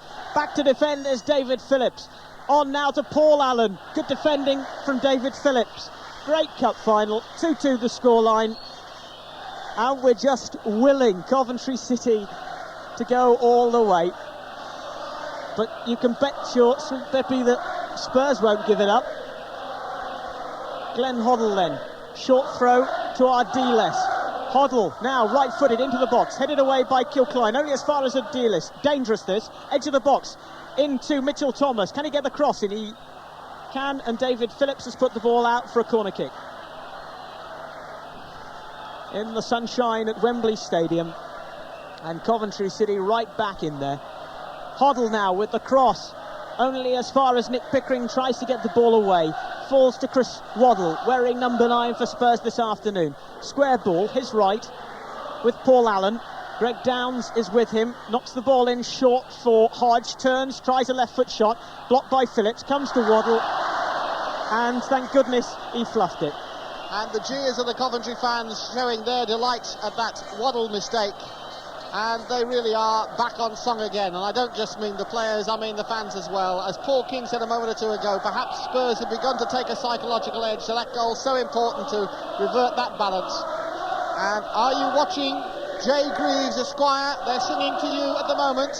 And I'm sure, as we know, that Jimmy would love to see Coventry win, as would we all. Free kick to Tottenham though, Mike. Whatever the result here this afternoon, and we hope and pray that it goes Coventry's way. Coventry and Coventry City have contributed to a super day. The fans, 25,000 of them, were arriving very early this morning. They've been in very good heart and very good humour, and you can hear them singing now. Here's Waddle, the Spurs right, plays it to the edge of the box to Hoddle. Could he have something to say? Here's Paul Allen, dangerous this for Coventry. Shot to the near post, and Agrizovic collects it safely and surely. Well, 4-3 at Highfield Road in the league, and this has been just as good as that game. Been full of flowing, entertaining football, and Coventry City fans lapping this up now. Here's Houchen, socks around ankles, going forward. Holds the ball up. Pickering floats the ball out to this near touchline. David Bennett, and it's put out of play by Mitchell Thomas. Taken quickly. David Phillips, the Coventry right now, floats the ball in right-footed. Up goes Houchen, headed on. Collins gets down to save. Lovely header from Keith Houchen, sinks to his knees. Well, how much Keith Houchen must be enjoying this. Spent so many years in the lower divisions. He said on Mercia Sound last night, he said, whatever happens, I'm just going to enjoy it. I can't do anything but enjoy it. Clements, long kick. Headed away by Trevor Peake. Here's Michael Ginn, halfway line. We've got a super game now. Greg Downs into the centre circle to find Cyril Regis. He'll play it to his right, and it's certainly, I don't want to tempt fate, but it's certainly Coventry who are playing a little better now. David Phillips, long ball forward. Knocked down by Regis. Good move. Here's Ginn going on a run. Edge of the box to Regis now. Can he turn? Can he get the shot in? Right-footed. It eventually comes to Dave Bennett. Will he go to the byline? He does. Tries to get the ball across. He does. Far post. Lloyd McGrath battling away with Waddle, and McGrath has won it. Well done, Lloyd. Back to Greg Downs. Coventry putting Spurs on the rack. Cross comes over. It might fall to Dave Bennett. It does. He collects the ball. Good piece of skill. Goes again to the byline. That's the Coventry right. Cross comes over. Knocked away by Richard Goff. We've got some excitement here now, I can tell you. And the Coventry City fans willing their side on. They're urging them to victory. Kirk Stevens trying to tell us he told us so. It's Bennett's feet that are doing it. Bennett's doing magic now. It's Stuart. He's really turning on the magic with his 2 feet down here. They've got to keep giving him the ball. He's feeling good. He's on a high at the moment. Corner kick, Michael Ginn from the Coventry right this now. Floated over, up goes Kilcline with Regis. Regis gets the head on, and Clements will pause for a moment because he knows his side are struggling momentarily. But let's not write Spurs off, for goodness sake. As I was saying earlier, so much skill, so much poise. Clive Allen, 50 goals this season. He has got to be watched so very carefully. I think, actually, other than the goal, Clive Allen hasn't done very much, but then perhaps that is the nature of a goal scorer such as he. Lloyd McGrath now for Coventry, tries to find Houchen. Ginn picks it up, halfway inside the Spurs half. Knocks it on, trying to find Nick Pickering. Nick looking very tired now, he's got his socks down by his ankles. Last effort, come on Nick. Chris Houghton for Spurs, and Waddle goes round Downs, no problem. Halfway line, this is the Spurs right. Waddle moving to a trot. Michael Ginn has come back to defend, and Greg Downs has come back now, and Waddle I should say, flicks the ball into Hodge, now inside the Coventry box. Dangerous this. Floats the ball across, headed away by Kilcline. He was marking Clive Allen. Glenn Hoddle now. Halfway inside the Coventry half, plays the ball forward. In the way is Brian Kilcline. Finds Nicky Pickering, on to Houchen. Gets round Mitchell Thomas. Will play Keith Houchen, but Mitchell Thomas tackles back. did so well. Former Luton player, now going forward. Paul Allen, fast. Here's Paul Allen, tries a shot, but the ball is past that post. Kirk? Mike, I think the ground, the pitch is taking an awful lot out of the players now. I think Tottenham's game is based on getting midfield players forward, and they've done so much running, you can see them physically tiring now, which is going to be to Coventry's advantage. And I think our midfield are going to come into more and more, and inevitably give Bennett and Jim more of the ball, which will obviously serve a good purpose for scoring goals. Spurs then now have the ball with Chris Waddle. There's a free kick there to Spurs. Paul King is here with us as well. Can they do it? I think definitely. I think the thing about the Spurs is basically they are very stylish. They like to take their pace and look good and play calm. Waddle in particular, they don't like having their feathers ruffled. I think that's what Coventry have got to do, and they keep doing it and they're worrying them. Well, there's a very expensive feather bin ruffled just for the moment. Lloyd McGrath has actually collected the left leg of Chris Waddle in that particular tackle, a tackle that will result in a free kick to Tottenham. And a moment that George Dalton has been waiting for, thankfully for nothing terribly serious, at least we hope it isn't, coming on to give Lloyd McGrath himself a little bit of treatment. And I don't know whether you were listening this morning, but George said to me, I said to George, I hope, no doubt you hope, that you won't have to come on at all. And he said, well, I hope I get on once, because my mum lives in the northeast. She hasn't been able to come down. There's one chance she'll get to see me on television at the cup final. So there he is, Mrs. Dalton, not listening to us at all. Totally meaningless that we're saying this really at Mercia Sound. But George Dalton's mum getting a glimpse of the Coventry physio, and he's making the most of it too, Mike. George Dalton, great moment for him. He's a great character, actually. Comes from the northeast. He's got a very dry wit, a little shy perhaps. But George Dalton's had his great moments as the wave goes round the Coventry end, but Coventry have got some defending to do on the field. Ardiles plays the ball forward to Hoddle. It might fall to Mabbutt. It's cleared by Kilcline, but only as far as Paul Allen. And now with Chris Houghton. This is the Spurs right. Knocks the ball in only as far as Trevor Peake, but it'll fall to Chris Waddle. Well, I was singing his praises earlier on. He hasn't had such a good second half, I don't think. Mitchell Thomas, though, for Spurs. To Steve Hodge, this is the Spurs left, to Mitchell Thomas again, and floats it in to Glenn Hoddle, edge of the box Hoddle. Good skill, Mitchell Thomas, danger here, the ball goes right the way across. Oh my goodness, Trevor Peake puts the ball out of play. I'm glad he did. In actual fact, there was the linesman's flag being waved anyway, Michael, so you can take a deep breath and let your heart catch up with the rest of your body, I think. Kirk was just pointing something out to me about Michael Ginn, that they've actually decided to use his pace, Kirk. That's right, Stuart. It looks as though he's pushed up alongside Keith Houchen and Cyril Regis, with Bennett and Nick Pickering just tucking in slightly. I think it could be a good ploy because he's got terrific pace, Mickey, and I think he's still fit enough to get through the Tottenham defence. How do you fancy extra time, Stuart? I will if you will, as somebody once said. But we'd rather have a result before that, wouldn't we? And we've had 31 minutes of the second half, 14 minutes left of normal time, and it's Coventry City 2, Bennett and Houchen's name illuminated on the electronic scoreboard to our left as their goal scorers. Tottenham Hotspur 2, Alan C as opposed to Alan P, and Mabbutt, their goal scorers, 2-2 with less than a quarter of an hour to go. Hoddle knocking the ball into the box with Hodge, edge of the box, Spurs right, turns, crosses. There is Clive Allen, and what a vital challenge that was from Brian Kilcline. He was in there very, very quickly, and it was a good job he was, because otherwise Allen might very well have buried that, and it might have been 51. Yes, indeed, a timely move by Kilcline. In actual fact, the ball coming off Allen, so it's a goal kick for Coventry City, which Steve Grizovic will take. And considerable applause from the City fans who've been practising their Wembley wave here at Wembley. We've seen it going round since that second Coventry goal went in. 2-2 the scoreline, and City pushing forward now because they have a throw as that ball runs away from the Spurs defence. Or rather, Spurs have a throw, I should say, but gives Coventry City the chance to push forward because it's in the halfway inside the Spurs half. With Chris Houghton, the Spurs right back, you have to feel a little bit for Gary Stevens, who doesn't play this afternoon, doesn't start the game. He might play. The two Spurs substitutes, Nico Clayson and Gary Stevens, but here's Dave Bennett down the Coventry right in a little bit of space. He goes inside, Mitchell Thomas, and then outside to David Phillips. Cross comes in, but it's a little too far, and David Phillips has done a great job. As you look around the Coventry side, you can't really find a player who hasn't done well. I'd personally pick out Dave Bennett. Cyril Regis has been a constant threat, and he nearly nipped in then as Clements played it out to Richard Gough.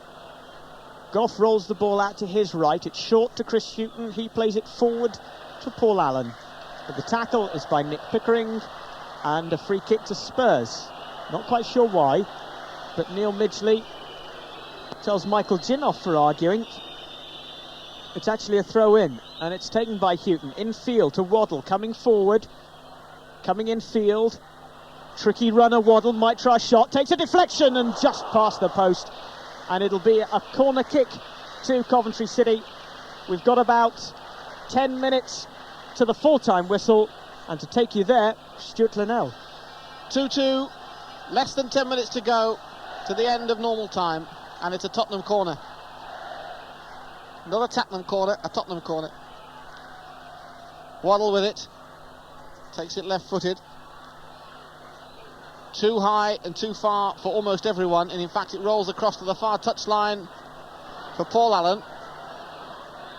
Slips it across behind the goal, out of play. He's driven there by Kirk. Good bit of defensive work again by the Coventry City skipper. Just occurs to me that it was 2-2 at Hillsborough. Coventry City won it in extra time. Should I have said that? I'd rather you hadn't, but I mean, as long as we win it, I'll settle for that. Sorry about that. Here's Grizovic. I've got enough grey hairs. Here's Grizovic. Houchen leaps and reaches it with his head, and now it's Regis at his feet. Just the Tottenham defence to run at. Just one man. Two men closing on him. Regis still in possession inside the penalty area. Takes on Houghton. Cyril Regis still in possession. Cyril Regis tries to screw back. He has another chance. Can't get it clear, the Spurs defence. Regis just could not quite. But the final push, and Ozzy Ardil is hurt in the scramble, lying prone on his back, not moving Ardiles in the penalty area, and this will give Tottenham cause for some concern. Ardiles obviously in some distress, rolling in fact out of play, and that's a very sporting sign because play could have been held up, but Ardiles obviously in some distress, and the Tottenham trainer losing his boots as he goes, and he's also hobbling, so there's one man helping another, and I think the Spurs trainer's got a bad leg, hasn't he? Has he? Well, who cares? He was limping. Who cares? He's one of their guys. Anyway, Clements with the clearance to Downs. Downs loses the ball to Glenn Huddle. Huddle now forward to Hodge, intercepted by Trevor Peake to Greg Downs. Downs to Cyril Regis, chests it down and controls it, and Tottenham with only 10 men on the park. Now can Coventry City capitalise on this? Not for the moment, because there's Gough and there's Waddle. And Waddle running forward at the Coventry defence, pushes it too far forward. Grizovic comes, claims the ball, claims Waddle, and the City fans cheer. Now Downs for Coventry City. To Lloyd McGrath, plenty of space to move it forward. Lloyd pushes it forward to Houchen. Houchen comes and trots back and gives it to Downs. Coventry City cool, laid back, but determined. They can't be casual, that's one thing they must not be. Ardil is trotting around the touchline and wanting to come back on. And if I was cruel and unfair to the Tottenham trainer, I apologise. No doubt Kirk will put me right and tell me the history of the unfortunate situation there. But here's Regis with the header to try and find David Bennett. Doesn't do so because Mabbutt intercepts this time. Gary Mabbutt looks it forward to Clive Allen, and Mabbutt is caught by Brian Kilcline, and Kilcline in some distress himself there. Mabbutt goes down clutching his back, but Kilcline is holding his right side, and here's George Dalton on with more serious purpose. Kirk, you better give us the history of the Tottenham coach. Yeah, sorry about that, Stuart, but it's been known that John's got a bad limp. He was at Luton Town with me for 7 years. Unfortunately, he fell down a bus once and he shattered his thigh, and now it's several inches shorter than the other one. And I couldn't have amusing myself then when you mentioned that he'd lost his boot. We were playing in a game at Stoke, and it was a tough game. Players were flying down left, right and centre, and all of a sudden John's come running on, and it was on the TV, and the commentator said, even the trainer's injured, he's carrying an injury. Well, I must confess, I didn't know the gentleman before, and I thought the same thing. But listen to this. This is the Coventry fans, not just supporting their side, but out shouting Tottenham. Have a listen.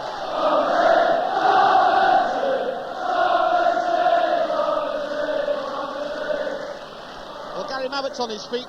Brian Kilcline back up again too, rather gingerly trying out that right leg. It was his right side that caught Mabbutt full force. I tell you what, Kilcline would play on for anything. He's played in games before when he's been injured and has played on rather stupidly perhaps, and he'll play for anything, although it looks as though he might sadly be limping off, is he? Or perhaps the referee wants to have a chat to him. That's insult to injury, as they say. Well, if he's not going to play on with a mere knock, George Curtis will have a word or two to say, I should think. In fact, Brian Kilcline going to have a word with Neil Midgley at the moment. Don't quite know what in fact, Neil Midgley calling Kilcline to him, I think, just to... well, it wasn't a particularly clever tackle from Brian Kilcline, yes, right. Indeed. And Neil Midgley just having a word. I think he might have been booked if he hadn't have been so badly injured. Killer trotting off. He's an absolute warhorse. He certainly won't want to go off, but he does look to be a little bit in discomfort there. But Spurs have a free kick. Chris Waddle takes it, left-footed. Aimed it at Goff, coming in on the edge of the area. But Houchen clears his lines, well back in defence, and there's Cyril Regis with a bit of space and a bit of time to run and show his power. Regis on the ball, Michael Ginn to his left, calling for it, screaming for it, gets it from Regis. Ginn against Houchen, against Houghton, I should say. And Ginn just has the ball nicked away from him by Ardiles coming alongside him. Lays it back now, Ginn to Greg Downs. Downs to Phillips in the centre of the park. David Phillips tries one and cannons off Hodges' backside. Hodge manages to sit up just to turn it to the path of Huddle, and here comes Paul Allen to Clive Allen. Cousins together trying to get Tottenham moving forward. Mitchell Thomas comes in on the act now, and Clive Allen collides with Nick Pickering. Greg Downs also gets in on the act, but Pickering comes back to tidy up, and Neil Midgley doing a fine job allowing the play to run on, I think. I'd have to say I am worried about Brian Kilcline because he's not moving at all easily now. It looks as though it's his right thigh, and he's certainly looking at the bench, and I fear that Old Killer's going to have to go off, and in which case it would either be Roger and Sedgley that come on, two young men with very little experience but with great talent, and thankfully both of them have defensive experience. With 3 minutes to go to normal time, I wouldn't have thought they'd have wanted to make that decision until the end of the 90 minutes if they could possibly avoid it, but let's see whether they need to. There's Houchen leaping, but Mabbutt gets the ball for Tottenham, out to Waddle. Extra time looming then here at Wembley. Less than 3 minutes to go on my watch to the end of normal time, but there will be a little bit of time to be added on by the referee, especially for that stoppage to treatment to Mabbutt and Kilcline there. And here's Waddle for Tottenham. Ginn laying off him. Waddle, Huddle to his right, decides to go the other way. Deceives himself sometimes, you know, Chris Waddle. There's Hodge. Lays it out to Houghton. Downs in front of him, back to Huddle. McGrath stands off Huddle, and Huddle can play it forward into the area to Paul Allen. Allen to Houghton. He'll get the cross in low, and it goes to Clive Allen at the edge of the 6-yard box. He turns it onto Agrizovich's legs, and out for a corner. Late drama at Wembley. Coventry City having come back on level terms, and the substitution taking place for Coventry City. They've decided it's got to happen now. They want to bring Brian Kilcline on. The referee hasn't spotted that. Yes, he has. Brian Kilcline will have to come off, and it's going to be Graham Roger, the 20-year-old who wasn't even going to be in the 13, who will come in to replace Brian Kilcline, the injured captain, hobbling off. Graham Roger in the squad because of the injury to Brian Burrows. Kilcline gets a generous round of applause as Graham Roger, the youngster, goes on to take his place at a critical moment too, just when Tottenham have a corner. Keith Houchen shows him who he should be marking. He's telling him to get on Gary Mabbutt, I think, on the edge of the area. Indeed, that's who Roger is going to pick up. As Huddle takes the corner, takes it long, looking for just where Graham Roger gets his first touch of the cup final, heads it away. Regis comes to meet it, but Ardiles is there first, to Thomas. And Graham Roger's got to sort himself in, and he's only got a few minutes to do so before the end of normal time. He's got to get himself settled down and ready, but clearly Kilcline was a passenger that Coventry couldn't afford to carry, even into extra time. The ball back with Ray Clements to Richard Goff. To Houghton. And again to Clements. 30 seconds to the 90-minute whistle. I make it. And there will be a little bit of time added on, or there should be. Trevor Peake coolly coming away for Coventry to David Phillips. A last throw of the dice for the Sky Blues in normal time. And here's the man that could come up with double six for them, Dave Bennett, but upended by Steve Hodge, the Spurs number 4. Free kick to Coventry City, just inside the Tottenham half on the Coventry right. And I make it that the 45 minutes are up. The 90 minutes is up. It's 2-2.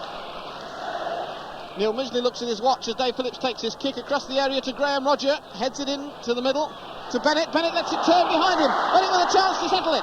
Puts it across the goal and so high and over the top.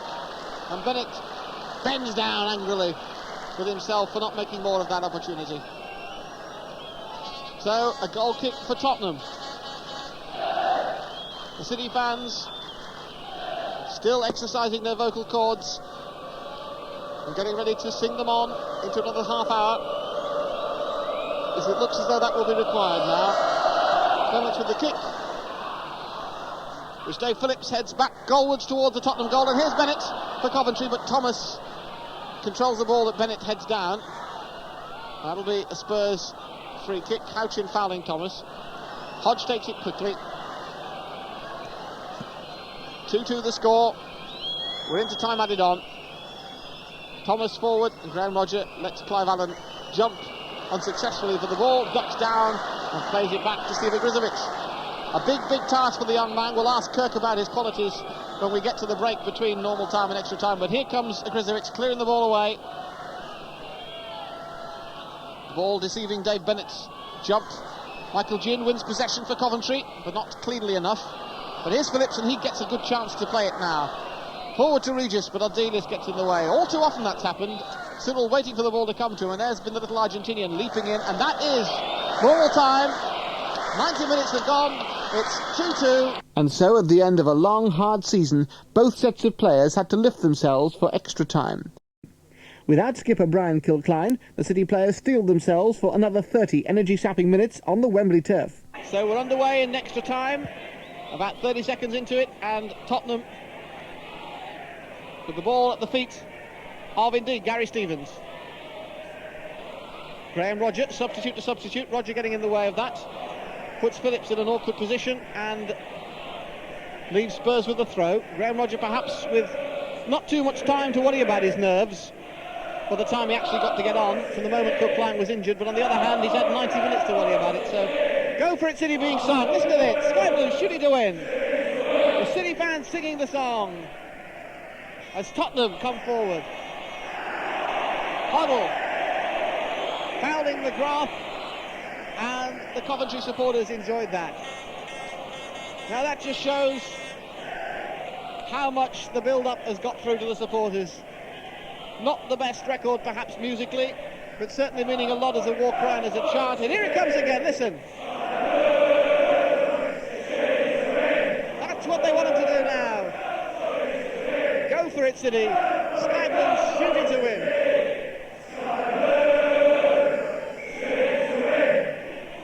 I wonder, I can imagine that at the Tottenham end they haven't got a clue what that's about. I don't suppose they've heard it before, most of them. Number one in the Mercia chart, though, and the Coventry fans determined to enjoy themselves in extra time. There's the Tottenham substitute, Gary Stevens, getting in on the act. Michael Ginn, though, intercepting for Coventry, but a free kick to Tottenham, which Goff takes quickly to Houghton. Houghton coming forward, nobody stopping him, because Greg Downs is looking where Chris Waddle's going and staying with Waddle. That's obviously the instruction that John Sillett gave him. Staying close to him, and indeed getting the ball with the help of Trevor Peake.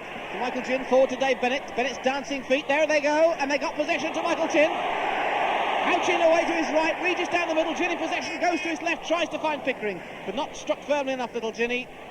And coming forward now to Paul Allen. Inside the centre circle. Clive Allen ahead of him, gets possession with Peake policing Allen all the way. Now to Gary Stevens. Go for it, City coming off the terraces again.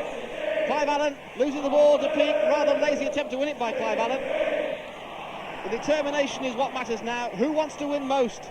Mabbutt, Stevens, Waddle, Mabbutt, Tottenham coming forward.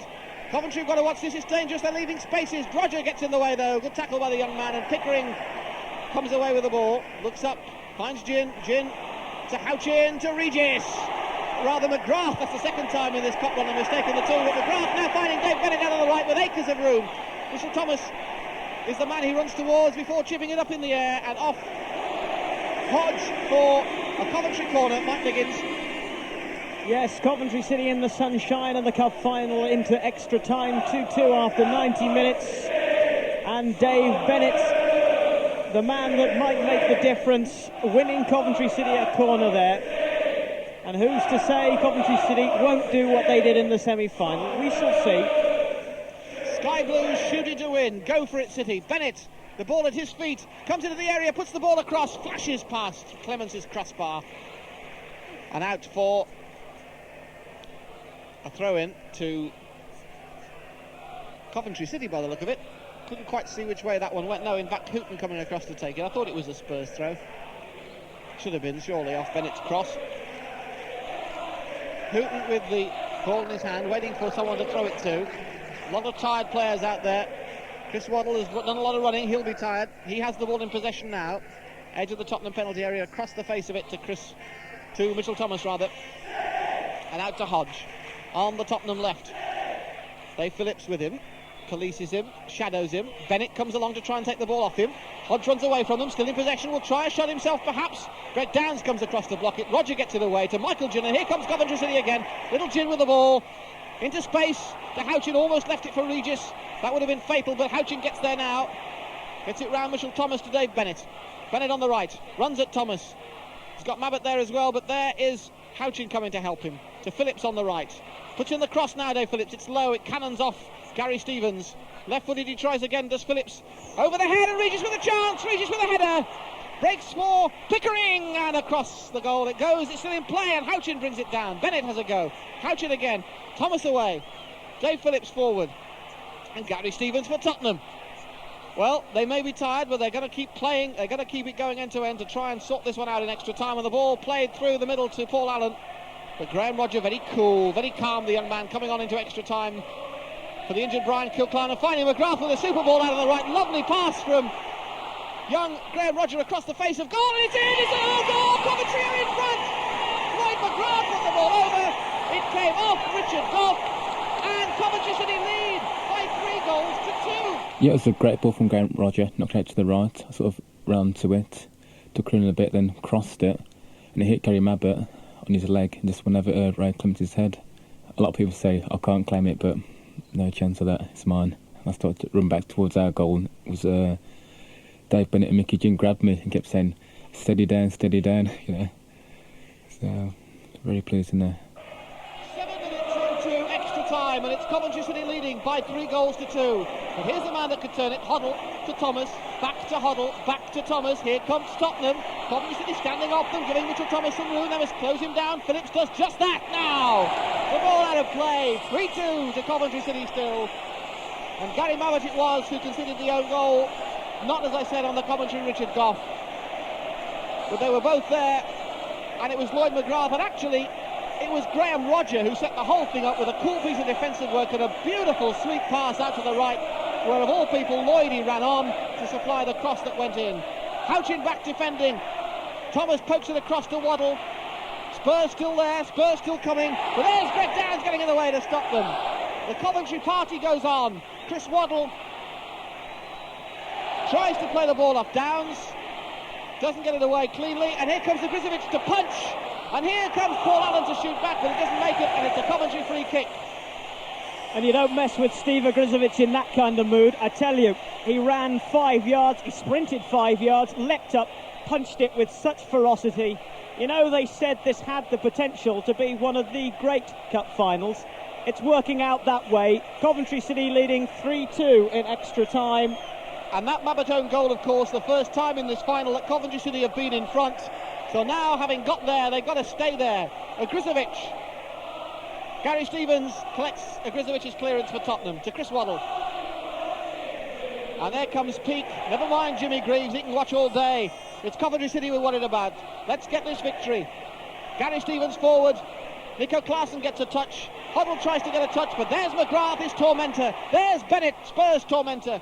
And there's Waddle for Tottenham again. There's Klaassen, runs into Greg Downs and holds Downs' ankle as they tangle, but I think the whistle had already blown. Well, Nico Klaassen, he felt Greg Downs coming then, and it's a good job he checked, because Downs would have flattened him. Spurs have a free kick though. Waddle to take it. Right-footed, the Sky Blue song echoes round Wembley as Graham Roger again gets a timely boot in, so does McGrath. And the ball played out again to Glenn Hoddle. The cross comes over. There's a brave header by Peake, and he collects the boot of Allen in the process. But great defending by Trevor Peake. Great defending.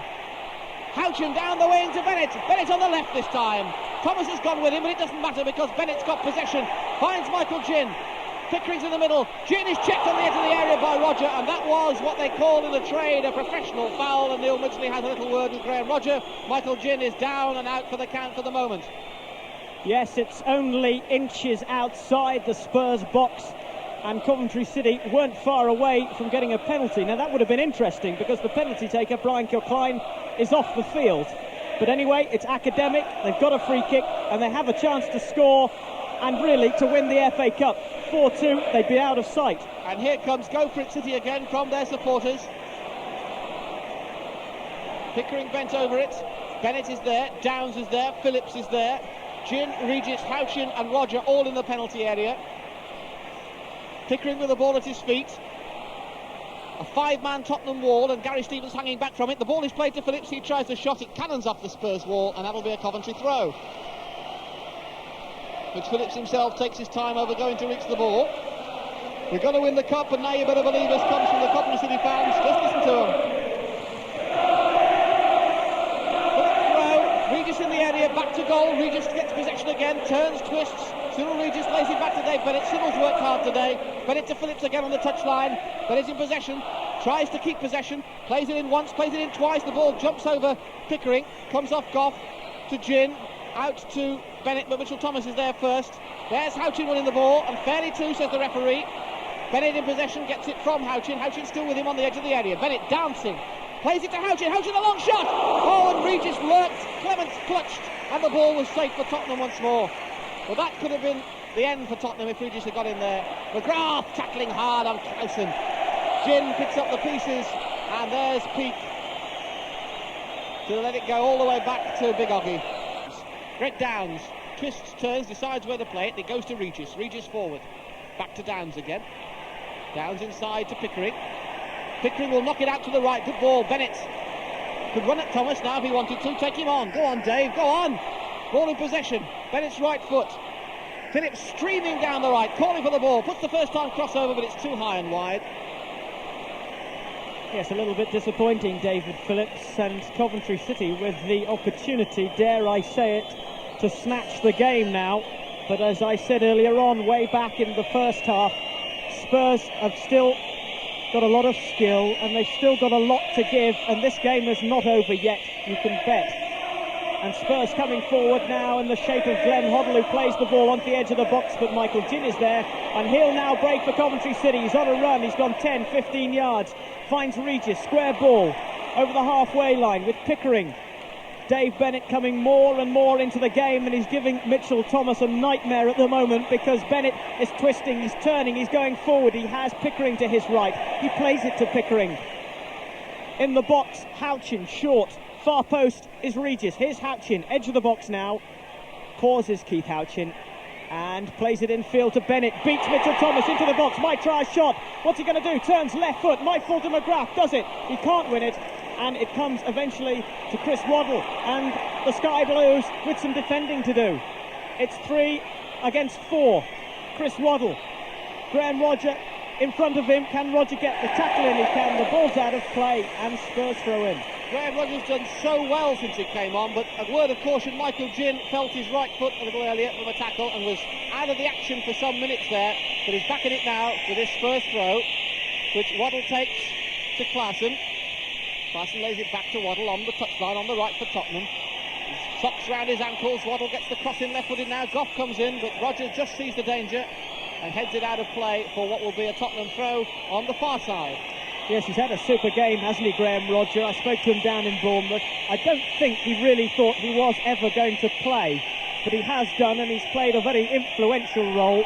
All the friends and family are here, but he can have some defending to do because Spurs are on the attack. Falling to Glenn Hoddle in his last game for Spurs, clips the ball in, and the ball is out of play. Yes, as I was saying about Graham Roger, all the friends and family here to watch him, and what a super day they must be having right now. 3-2 to Coventry City. We're coming up to half-time and extra time. In fact, on my watch, we have literally 3 seconds to Neil Midgley's whistle.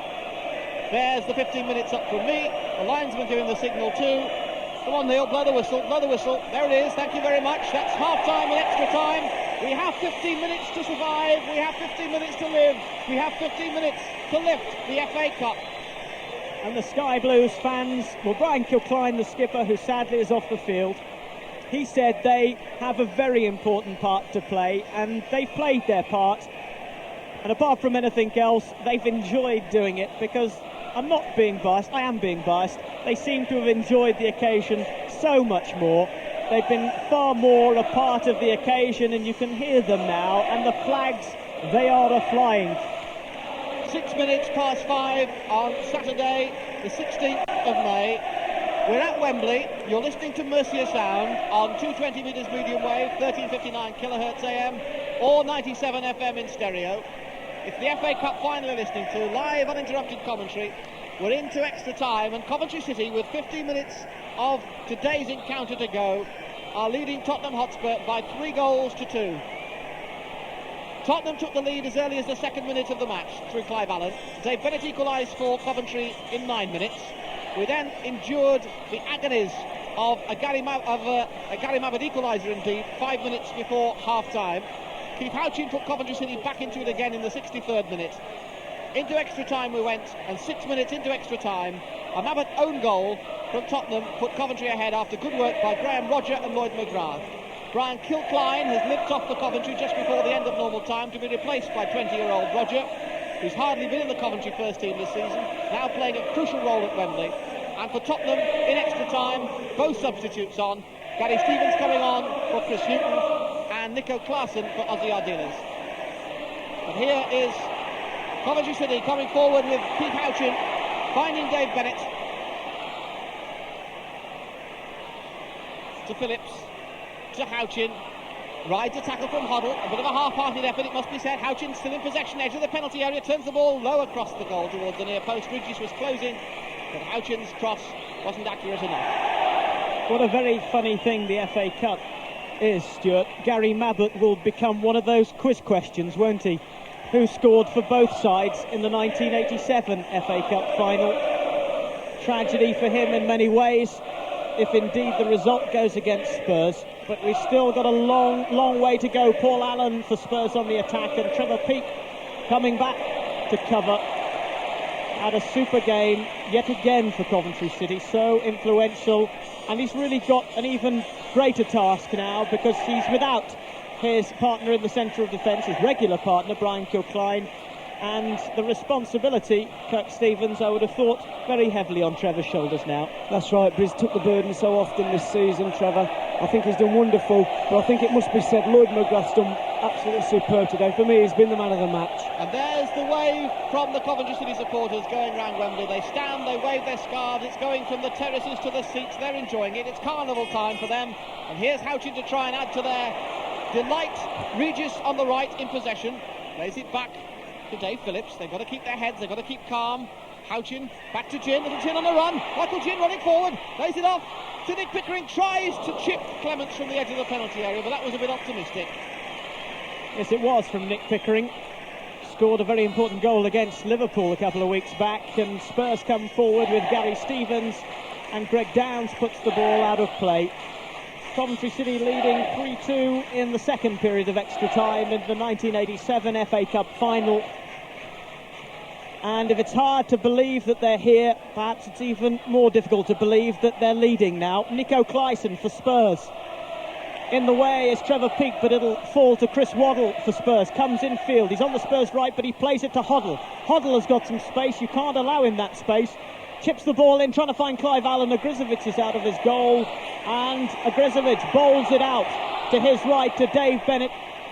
Going down the Coventry City right now, Mitchell Thomas is there as he has been throughout the game. Infield to Regis, turns, plays the ball back to David Phillips. And Phillips in no hurry, he'll play it all the way back to Ogrizovic. There are some tired limbs. Yes, I think I'd like to pick up on the contribution of Lloyd McGrath. We knew that he was going to have to do some kind of a marking job on Glenn Hoddle, and I think you can probably gather from our commentary what kind of a job he's done, because you really haven't heard the name of Hoddle very often. And they're chanting now for Brian Burrows. There's only one Brian Burrows is the cry. Listen to him.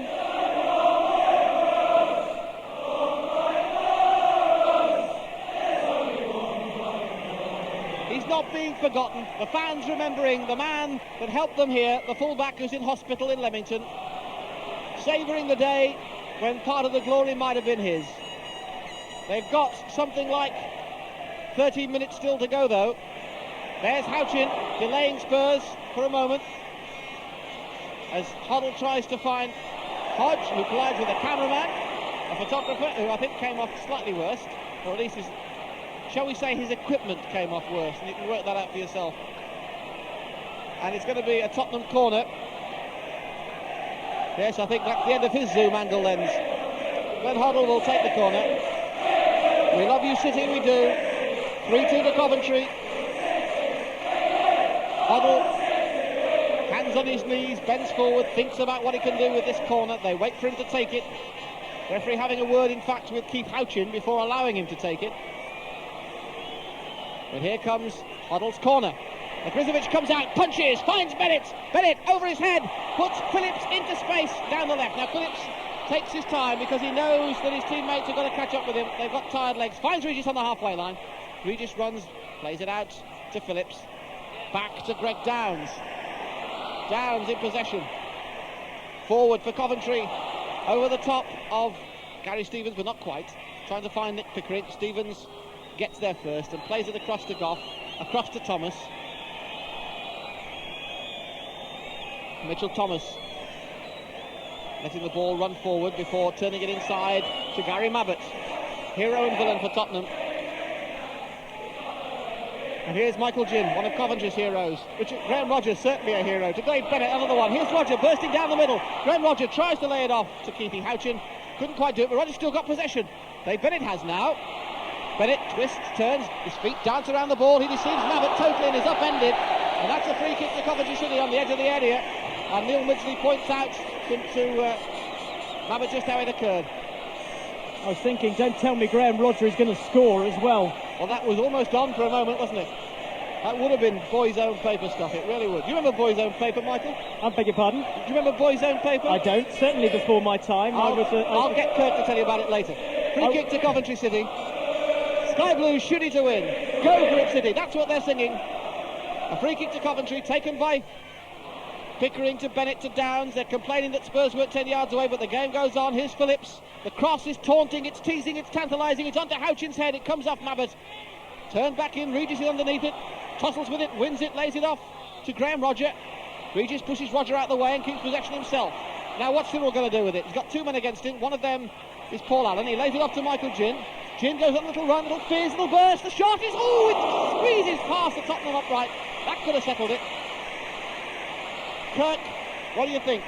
We've got less than 10 minutes to go. Coventry are looking like a cup-winning side now, Stuart. They're playing with confidence, they're knocking about, they're playing possession football, and they've got to do that. If they start knocking the ball long and giving it away, they'll cause problems for themselves. Keep it going, lads. The next 10 minutes are vital.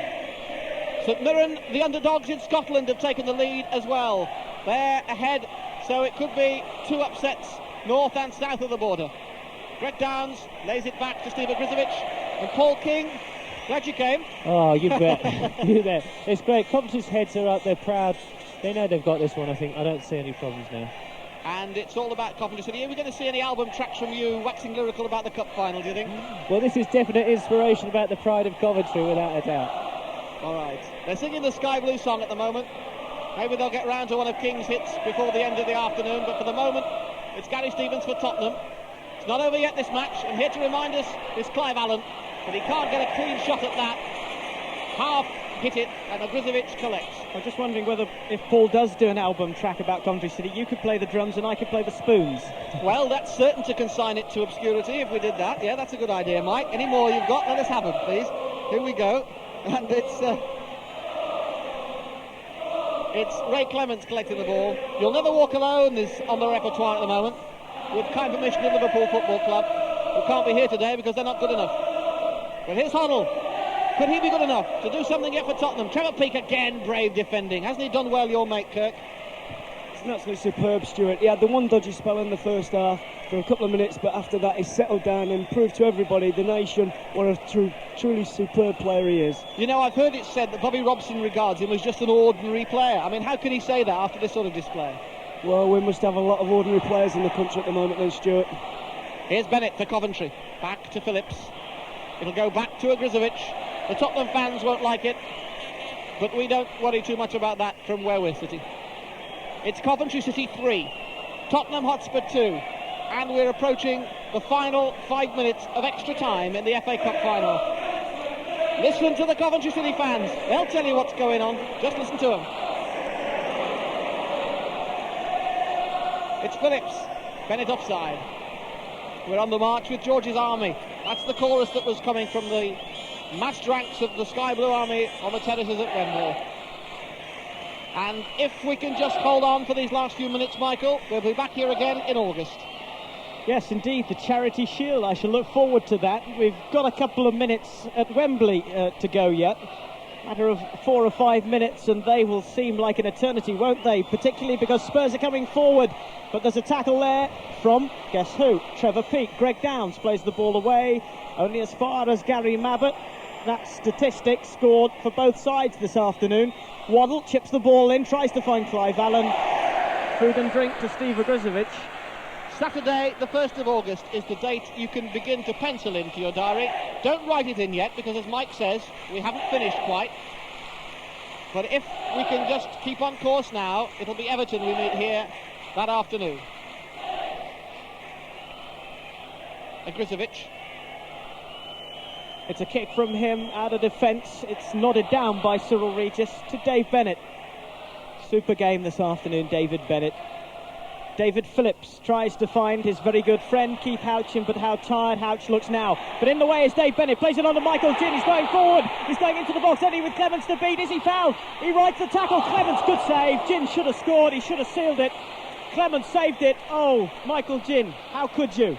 He wanted just too long, didn't he? He should have gone for the trip, actually. He should have fallen over Kirk, surely. Yeah, it looks easy from up here, Stuart. There must have been a million things going through his mind then. Well, I mean, I can understand it, because those are the things that I was thinking about last Sunday when we were playing. Actually, I was thinking whether I could keep my legs up on the ground. Never mind, you know. Greg Downs with the throw. Enough of this jocularity. We've got a football match to finish here. And the most important football match in the lives of these players, or in the history of the city of Coventry. Their legs are very tired, and Mickey Ginn is the chant of the terraces now. But here's Lloyd McGrath and Mickey Ginn together. McGrath takes command of the situation. Bennett plays it to Ginn, who taps it back to Bennett. Bennett will go backwards, surely. Yes, he does. Through Roger to Ogrizovic, and Roger's going to move because Goff was just coming up behind him, just causing us a moment's worry. The most important item of equipment in Wembley Stadium at this moment is no more than about, I would say, half an inch in diameter, and it is the watch face of Neil Midgley, the referee. That's what we want now to show us the end of extra time in this cup final. Trevor Peake, Graham Roger defending coolly and well and resolutely, and Trevor Peake applauding young Roger. I'm just thinking that somebody somewhere at Wembley Stadium is tying one sky blue and one white ribbon onto the FA Cup. Yes. Well, what did John Sillett say? A little bit of sky blue ribbon on the handles and it's ours. Well, a few minutes we could be seeing that. And one of the amusing things was, I read somewhere that Coventry City, George Curtis and John Sillett are going to have to go out and buy a trophy cabinet, but Spurs come again now. It's a cross coming in, headed down by Graham Roger. And as we were celebrating, Spurs had other ideas. My goodness me, they did. Dave Bennett, though, going on a run. He's waving players forward. This is the Coventry right. Cyril Regis in the way is Mitchell Thomas. Can I continue with my story? By all means, yes, go on. That George Curtis and John Sillett were going to have to go out and buy a trophy cabinet on Sunday to put the FA Cup in. Yes, well, just for a moment, I thought Gary Stevens was going to save them the trouble, but it's Coventry with a free kick. So they take their time over. And it goes back from McGrath to Phillips to Ogrizovic. The police are beginning to take position round the edge of Wembley, and the sign of London's thin blue line is enough to encourage the Coventry fans into some more sky blue banner waving. Regis heads on to Houchen, but the referee's whistle had blown for a Coventry infringement and a Spurs free kick. Not long now. I make it that we've almost reached it. We're almost there. Seconds, that's all that's left. But here comes Tottenham. There's Peake in the way. There's Gin. There's Regis. Give them the freedom of Coventry tomorrow. Be there to welcome them home. They're going to win the FA Cup for you now. Here's Regis. There's Bennett. Olé is the cry as the ball goes to each sky blue foot. Michael Gin to Cyril Regis. Back to David Phillips. Forward this time from Phillips, but into Tottenham territory and to Gary Mabbutt. Mitchell Thomas for Tottenham, the final throws of the 1987 Cup final with Coventry City leading by 3-2. Paul Allen plays the ball forward to Glenn Hoddle. He receives it back from Hoddle. Anxious moments. Paul Allen playing the ball into the box to Nico Klaassen. Klaassen tries to get round Trevor Peake. He tries once, Peake is in the way. Klaassen plays it back to Gary Stevens, infield to Chris Waddle. Waddle turning and coming and playing the ball back, but gets a cross in. Headed away by David Phillips, but only as far as Glenn Hoddle, and Steve Ogrizovic is there, and what a cheer from the Coventry end. Seconds now. Ogrizovic urges his men forward. Surely Coventry City aren't going to give it up now. They've worked so hard to get here. They've worked so hard to win it. Ogrizovic's clearance is aimed at Regis, and there's the whistle! We've done it! Coventry City have won the FA Cup! Oh my word! There's tears down the faces. The players don't know what to do. The fans are in ecstasy. Kirk Stevens and Paul King are on their feet alongside me. Michael Liggins, I should say, has collapsed in a heap. And down on the pitch, Dave Bennett lies prostrate. Regis is with him.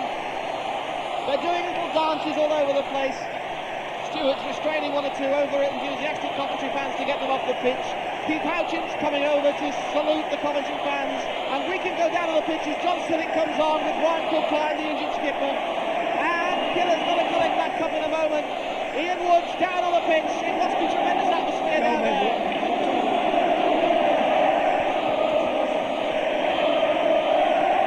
And down on the pitch here, superb excitement. It's quite extraordinary, the scenes that you can see from the Wembley turf. The far side, a sea of sky blue, as Coventry City fans celebrate a quite extraordinary victory, behind for so much of the game. 2-1 down. First of all, it was 1-0 down, then 2-1 down. They fought back to 2-2, and then that extraordinary goal. Was it Lloyd McGrath's or was it Gary Mabbutt's? We shall argue about that forever, but Lloyd McGrath, no doubt the hero today. He got the goal. He makes it Coventry City 3, Tottenham Hotspur 2. John Sillett goes to congratulate, or rather commiserate, with some of the Tottenham players. He pats some of them on the back of the head and says commiserations. But what an incredible performance as Brian Kilcly, the injured captain who went off, prepares to go up and receive the FA Cup, which is sitting there waiting with sky blue ribbons, ready for Brian Kilcly to limp up the 39 steps to the Royal Box and receive the trophy. The Duchess of Kent is waiting. She applauds as Brian Kilcly limps up the steps. He went off injured, but that won't stop him making the climb up to the Royal Box. Keith Houchen puts his arms around one of his colleagues, Dave Phillips. They shared houses together when they first arrived, and Brian Kilcly now just a few steps away from the top of the Royal Box. Every step is painful, but every step is one to savour, no doubt. He rises to the top. The FA Cup is waiting. He's got a scarf around his neck. So too has Steve Ogrizovic. He's got a banner. Brian Kilcly shakes the hand of the Duchess of Kent, prepares to receive the cup, and the Sky Blues fans are waiting to such an enormous cheer. They've waited 104 years for something like this, and they are going to carry on celebrating for weeks, months to come. Ted Snucker, the vice chairman of Coventry City, is there taking photographs. That victory, 3-2, has earned him £50,000. Way back in November, he put £1,000 on the Sky Blues to win the cup at 50-1, and what a bet it was. He must be a very happy man, not just because of the money, but also the triumph of seeing his team lift the FA Cup. Brian Kilcly poses for photographers and prepares to go down the steps. Steve Ogrizovic almost falls down the steps in his anxiety. Greg Dodge is there, Cyril Regis, Lloyd McGrath, Trevor Peake, Graham Roger. Let's go back and join Stuart and Mike. As the players come round collecting their winners' medals, there goes Graham Rodger. What a great part he played. Steve Sedgley waves to people. He didn't get on. Nick Pickering did. He punches the air two-fisted. Little Michael Ginn, a scarf wrapped round his neck. There's Dave Phillips smiling and laughing. There's big Keith Houchen, scored a goal. Can't quite believe it. Here comes Bennett, he of the dancing feet. Laughing, smiling, he punches the air too, and then it'll be the turn of Tottenham. And we must applaud Tottenham, despite what we said good-naturedly about them this afternoon. They have made it, without any shadow of a doubt, what everybody said it might be, a classic cup final. It's been tremendous. Ray Clements looking solemn, as you might expect. Steve Hodge, Nico Klaassen goes through. There's our D-list with his tracksuit top on. And the Tottenham players, Gary Stevens going through, Mitchell Thomas, obviously sad players collecting the losers' medals. But down on the pitch is the sky blue song they're singing, because Coventry City have won the FA Cup. And if you don't believe it, I can tell you that it's now in the hands of big Stephen Rizovich. He said he wanted to get his hands on it. He has. They're going to line up for a few photographers' pictures. Keith Houchen has it. He's got, in fact, the lid of the cup on his head, Keith Houchen, at the moment. Graham Rodger wearing a sky blue cap.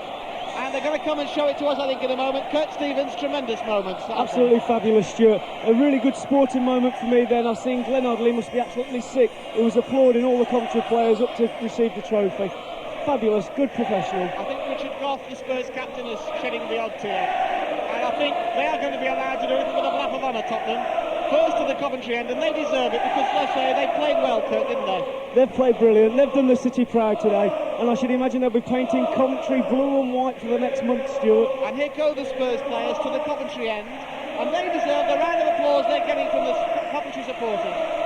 Fabulous, great. I mean, they're an attractive side, so they've made it a great game. It's been a really fantastic FA Cup final due to the fact that it's Tottenham and Coventry. So, Tottenham Hotspur receive the applause of the Coventry City fans first of all. The Spurs players it is that take the lap of honour first. And let's go down to the pitch side now and join our reporter Ian Woods. Greg Dines is the man who's holding the trophy at the moment, along with Nick Pickering. The lap of honour has begun, and they are going to savour this moment and walk around as slowly as they possibly can. The Spurs players have already gone ahead, and they're earning the applause of the Sky Blues fans as well. But it's the people they want to see are the Sky Blues team. Back to Stuart and Mike. And up in the press box we have, just down below us, the Coventry City players. Kirk Stevens standing alongside me is punching the air, trying to attract the attention of his former teammates because they've done so well for the city of Coventry. They're down there, and they're still giving us away. What a tremendous day. Brilliant still. Great stuff. Give us away, lads. There's Kirk. Brilliant. There's George Curtis, and they're all down there enjoying a great, great day. It really is a marvellous moment. Now they pause for the photographers. Now they pose. Kirk, they must be feeling so high down there. Oh, they're going to be on a high for a week, Stuart. It's absolutely amazing. The scenes are incredible. Benno's just acknowledged us. He's seen us all up here, and it's great. It's fantastic, Stuart. It's a very emotional moment for many, many people. Mickey Coote strolling behind the players. Very cool and calm. The man who lifted the first of two trophies. Let's not forget the youth team. They won the FA Youth Cup just a few days ago at Highfield Road. Now the first team take the FA Cup. And there's George Dalton and Mick Kearns and Mickey Coote.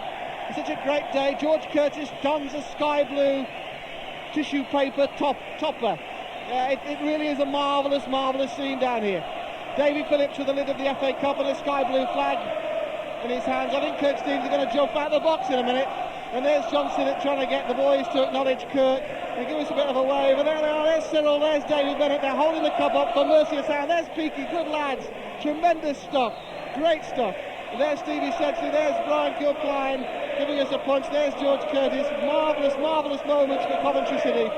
Marvellous for all of us. Still leading the song. And it's Go For It City. Listen to this.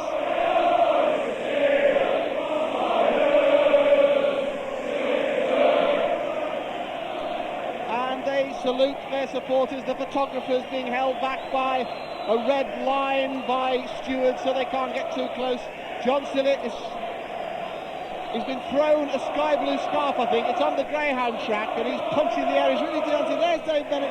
Go for it, my son. You've done so well. Whoa, Benny doing a little bit of Sambo dancing for us down there. It's going to be party time across Mercia Sound land for the next, several years possibly. Mike Liggins, do you think we'll ever get over this?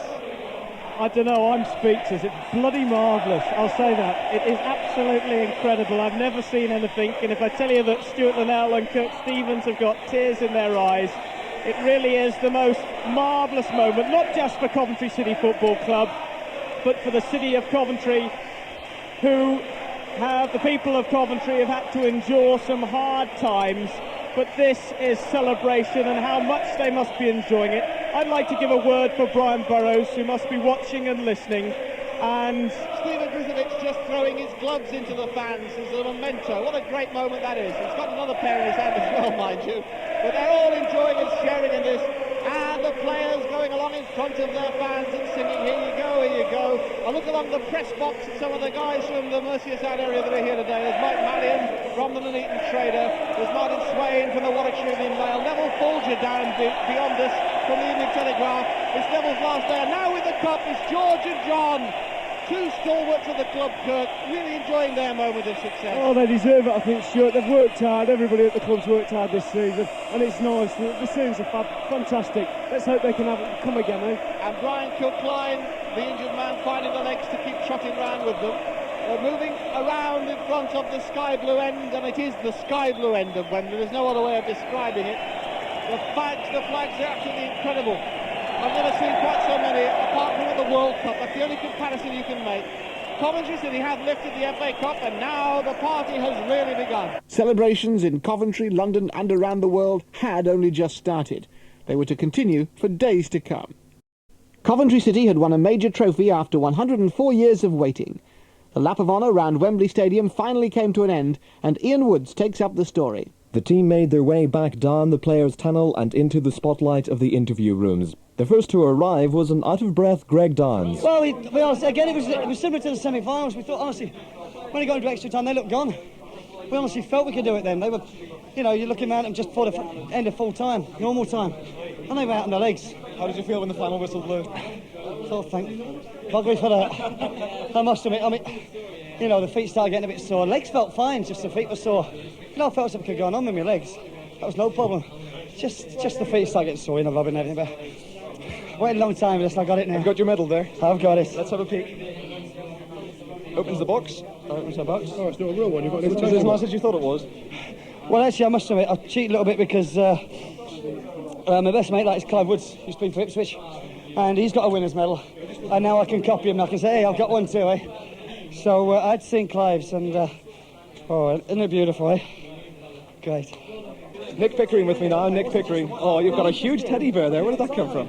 Oh, it was one of these functions that we did on Thursday, mate. And a disabled lad in hospital, a woman said, if a winner, she's going to throw a teddy bear on. I am, mate, all right. Have you got it? You got the teddy? And she said she threw a teddy bear on, so I was looking for it, and the case, sure enough, came out the stand there, and I promised I'd carry it around, so I did. I am, mate, all right. Cheers, pal. How did you feel when you walked up those steps? Oh, it's tremendous, isn't it? You read it in comics and papers. I was with Sunderland, like, when we lost, it was sad, but it's unbelievable when you win. Steve Grizovic is here with me now. Steve, amazing game. I'm absolutely delighted. I mean, it's another frantic game. There's another one that's gone into extra time, and we just managed to summon that extra fitness in extra time and win the game. Delighted, and probably won't sink in for a few days. When you walked around and did that lap of honour, the place was alive, wasn't it? Yeah, well, I mean, the fans have been waiting for that for years and years. As I say, I've been talking to people who have been supporting us 40, 50 years, who never thought they'd ever see the day when Coventry were at Wembley. Now they've done it, and you've seen what sort of reception they've given the players. And back to Wembley for the Charity Shield. That's right, yeah. I'm looking forward to it. It's a bit too, I don't know, it's a bit too soon after the event to think about the Charity Shield, but I mean, we're just pleased with what we've done today. Steve Grizovic, congratulations. Thank you. I'm in a tunnel at the moment, outside the television interview room, and with me is a certain man called John Sillett. John, you look as pleased as Punch. Well, it's just sunk in, really, because I'd prepared myself for the disappointment of losing, obviously. You've got to be prepared for that.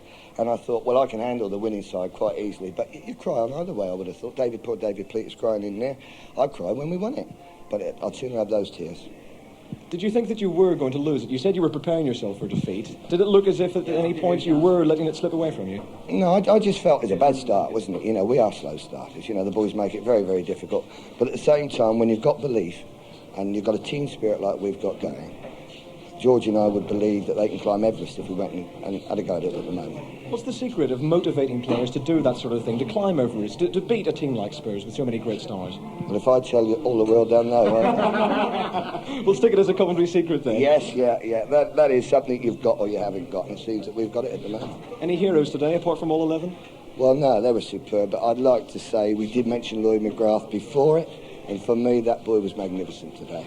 Fought all the way? All the way, and then to have that little bit of joy of making that third goal, you know, it's just the icing on the cake for Lloyd. Did you deserve to win, in all honesty? Oh, yeah, I don't think there's any doubt about that. The chances we created, we should have won by more goals.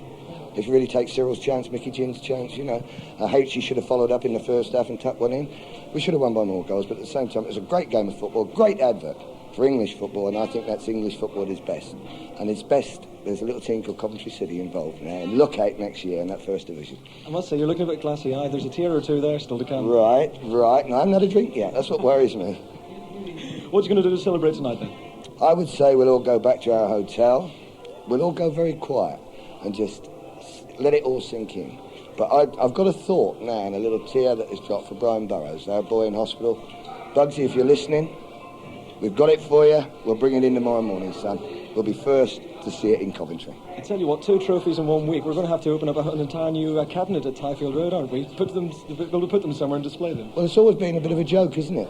The Coventry City cabinet, you know, but now they've got both FA trophies, youth and the big one. Is this the beginning of great days again for Coventry City? This is a great day, of course, but protracted days. Yeah, I would say yes. I would say yes. The foundations are there now, and all we've got to do is build on them. John, many congratulations. Congratulations all the team. You've given Coventry a day to be proud of. Thank you very much. A broad smile on the face of the man who'd achieved so much in the space of a year. Back in the dressing rooms, a man who'd achieved so much in 2 hours on the Wembley pitch. Man of the match, Lloyd McGrath, who'd snuffed out the threat of Glenn Hoddle and created the winning goal. No wonder he was tired. Shattered. Absolutely shattered, but over the moon. Superb performance, wasn't it, all round. Lost an early goal, but battled away. Quite a great result. And plus my third goal as well. Everybody keeps asking if I'm going to claim it or not. I'm going to claim it. Definitely, there's no doubt about that. No doubt about it, yes. It was my goal. You certainly did all the work for it anyway. You're right, I ran far enough for it, so I'll have it. How are you going to celebrate tonight then? Yes, definitely. Got my wife down as well, so I promised her a goal in the final, so that's for my wife, that one. And for Bugsy as well. How did you feel when you were walking up those steps to get the medal? Still couldn't believe it, to tell the truth. I mean, when we come down here, last week Thursday I think it was, we walked up the steps like, that was just a dummy run, but actually walking up the steps itself to collect the medal, over the moon, superb. The legs start to quiver a bit as you were walking up? They started to quiver on the pitch, to tell the truth. They're gone. Just had to keep them going, you know, but brilliant. Lloyd, congratulations. Thanks very much. In his moment of glory, skipper Brian Kilcline was having an ice pack applied to his leg injury by physio George Dalton. How's the leg, Brian? John! Sore. John. Not as sore as it would have been if you'd lost, I suppose. It was just a sore. It would have been sorer then, but it's not a sore. Yeah, exactly what you said. It's the champagne going down a bit funny. The injury didn't prevent you walking up those steps to take the cup, did it? Well, I would have crawled up them steps. I'm glad the lads still let me go up there. That was great. It was great feeling. I said when I got to the top of the stairs, it's the longest flight of stairs I've ever walked up in my life. What did the Duchess say to you when she handed over the cup? She said, that's not bad. 104 years it's took you to get there, and when you get there, you win it, which is a nice thing. She seemed, when I was introducing the players, she seemed to know a bit about the players, and she had a few words to say to them, which was nice as well. You're clutching that FA Cup as if you're never going to let it go, John Poynton. It's not. We're keeping. In fact, I was saying to somebody, our problem is we've now got to build a cabinet trophy. But that's not really a hardship, building a cabinet trophy, obviously, because we've got the Charity Shield trophy to go in there in August as well. So great, we're on our way. We can set our sights high now, can't we? Well, yes. I mean, you know, our aim, as always, is to improve and. I mean, go for the league next year, obviously, which we do every year, but I mean, we think we've got a chance of doing something on it. You always said you were going to aim big when you became chairman, but did you really think it would take just a couple of years to pull off something like this? 3 years. At the end of the day, one thought that one had got a chance. And I mean, we've got a tremendous board. I mean, everybody's dedicated, everybody works hard. We've got a good team spirit. No reason. And I honestly believe that there's some very golden days coming ahead for Coventry football. great day tomorrow to look forward to, the tour around the city. Oh, yeah, it's absolutely fantastic. It'll be chaotic, I think, but it'll be a day to remember, no doubt about that at all. Great. Well, Dave Bennett, a quite extraordinary day. Yeah, brilliant, tremendous day. We felt quite confident, and it's worked out for the best. You know, we're not great starters, but tremendous. What can you say? It must be the fans in Coventry and everything must be over the moon. If ever a man was destined to score a goal in an FA Cup final, it was Keith Houchen. Just before the final, the man they called Roy of the Rovers was dreaming of the ball hitting the back of the net. It'd be great. I mean, I can't imagine the feeling I would get if I did score at Wembley. It would be absolutely fantastic. I'd probably pass out or something. Be like I'll do a Russell Osman, have to go off, but it'd be nice to score. Flicked on by Regis. Here's Houchen, edge of the box, plays it to his right. Chance here for Coventry as Bennett gets the cross in. There's Houchen, 2-2. Keith Houchen, Roy of the Rovers, and he goes to the Coventry end, leaps over an advertising board, and Keith Houchen's 5th goal in the FA Cup run. Hutch. Hello. Hello. Hello. We said you might score a goal because you're a bit fond of the FA Cup goals. Yeah, brilliant. I said I'd faint, but I never actually, did I? I just ran like mad and none of the lads chased after me. Tell us how the goal came about. What I remember of it, I won like it was like a 60-40 in my favour with the fullback, and played it out to Dave Bennett on the right wing, and just spun and ran in the box as quickly as I could, and then the cross came across and I dived full length and managed to get on the end of it, and it flew in the net. And you didn't faint? You didn't faint. I ran and jumped and leapt and. How did you feel when you walked up and picked up the medal? Oh, unbelievable! Fantastic, it's absolutely fantastic day. I mean, you can't find the words to explain a day like today. Just to come out with this before we got changed and see the sky blue, and I managed to pick my family out and everything, and it was absolutely fantastic coming up Wembley way. But to actually go behind twice and then actually win the game and get an FA Cup winners medal, I mean, I'm going to remember it till I die. It's going to take pride of honour in the house, and anybody that wants to come and have a look at it can have a look at it. You said you were going to hang the medal outside, didn't you? Yeah, well, I'm going to cherish it. I'm going to look after it. Might hang my shirt outside. And for Graham Rodger, the young substitute who was drafted in at the last minute and played a telling part in the winning goal, it was a dream come true. I think the ball just broke to me, just outside our penalty box, and I took it a couple of yards forward. I remember the left back sort of covering Dave Bennett, so I thought, well, I better take another touch. Took it inside, then I think I knocked the ball inside him, and it was Lloyd McGrath. It wasn't actually Dave Bennett, it was out there, it was Lloyd. And I've just swung it out to him with my left foot. Lloyd's done brilliant, he's just gone down the line, crossed a good ball in, and unfortunately for there, Gary Mabbutt I think got the last touch to it, and he couldn't really have finished it better for us, so absolutely elated over the goal, like, you know. What does it mean to someone like yourself who's come through the youth team and so forth and has been a part of the reserves and so forth, doesn't get many opportunities in the first team, but to come on to Wembley and play a part like that? I suppose everybody says the same thing really, but to me it's just a fairy tale come true. Absolutely unbelievable. The City party eventually left Wembley late on Saturday evening to make their way back up the M1. There they encountered more celebrations as the Sky Blue Army, in cars, vans and buses, heralded their heroes with banners waving and horns sounding. The Coventry players found their way to an hotel near Rugby, where a victory banquet was held for their wives, family and friends. The celebrations went on long into the night, as champagne flowed from that most famous of silver cups. Meanwhile, in Coventry, the party had been going on for some time, as the Walsgrave Road and the city centre became the focal points in a sky-blue carnival. Celebrations continued through the night and on into a cool, rainy Sunday. But despite the weather and some very sore heads, more than 250,000 people turned out onto the streets of Coventry to welcome home their footballing heroes. The victory parade began on the Hinckley Road, and all the way into the city, crowds thronged the route. Mike Liggins was travelling just in front of the open-top bus carrying the City players in New Union Street. Ticker tape, ticker tape. New York has had it for many, many years, but now Coventry has got it. As Coventry celebrates, it sends a shiver down your spine, and the Coventry City players are loving this. Waving, horns sounding, and we've come to an absolute halt now. There's a car in the way, and that's caused a log jam.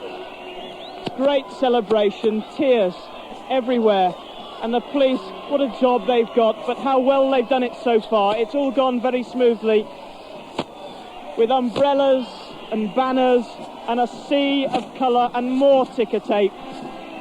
Very privileged to be a part of this as we go round the city, and some very attractive young ladies doing some kind of promotional activity. I say, that really is very enjoyable. I never thought it would be like this. I truly didn't. I knew it was going to be very special, but not this special. And we'll be getting round to the council house, and it looked very, very special down there as well. Everybody with banners waving, a sea of sky blue. It's been said that Coventry haven't seen scenes like this since the end of the war. Well, if you can remember that time, perhaps it's a little better than that. You can hear the band playing now. They've picked us up, and the outriders at the front of the party are having a real struggle. We might not get to the council house for some time because we're going at less than walking pace. Everybody enjoying it to the full. People, as I look out, we're down amongst where all the estate agents' shops are. People hanging out of every window, throwing little bits of ticker tape and toilet roll and flags and balloons, clapping, waving, smiling, crying. One lady sobbing her heart out. But it's tears of joy.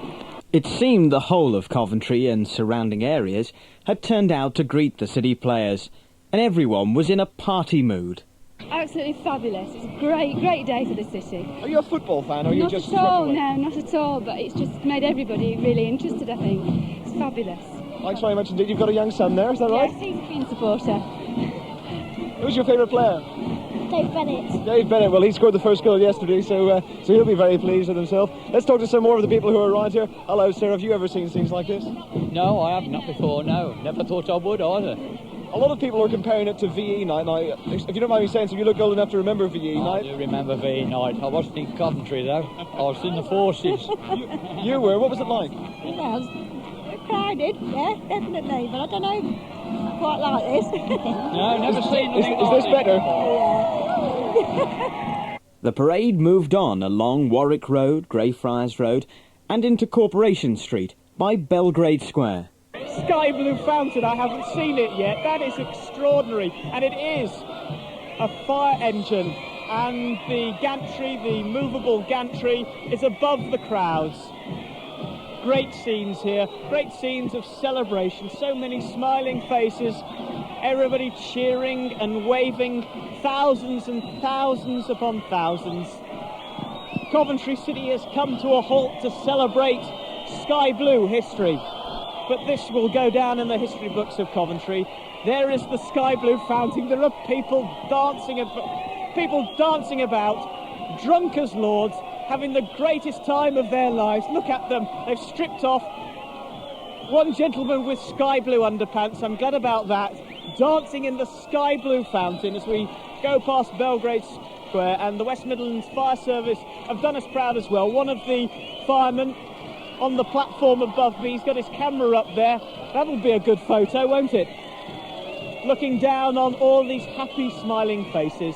It eventually took the bus carrying the City players more than 3 hours to reach the council house, where thousands waited to see the FA Cup held aloft.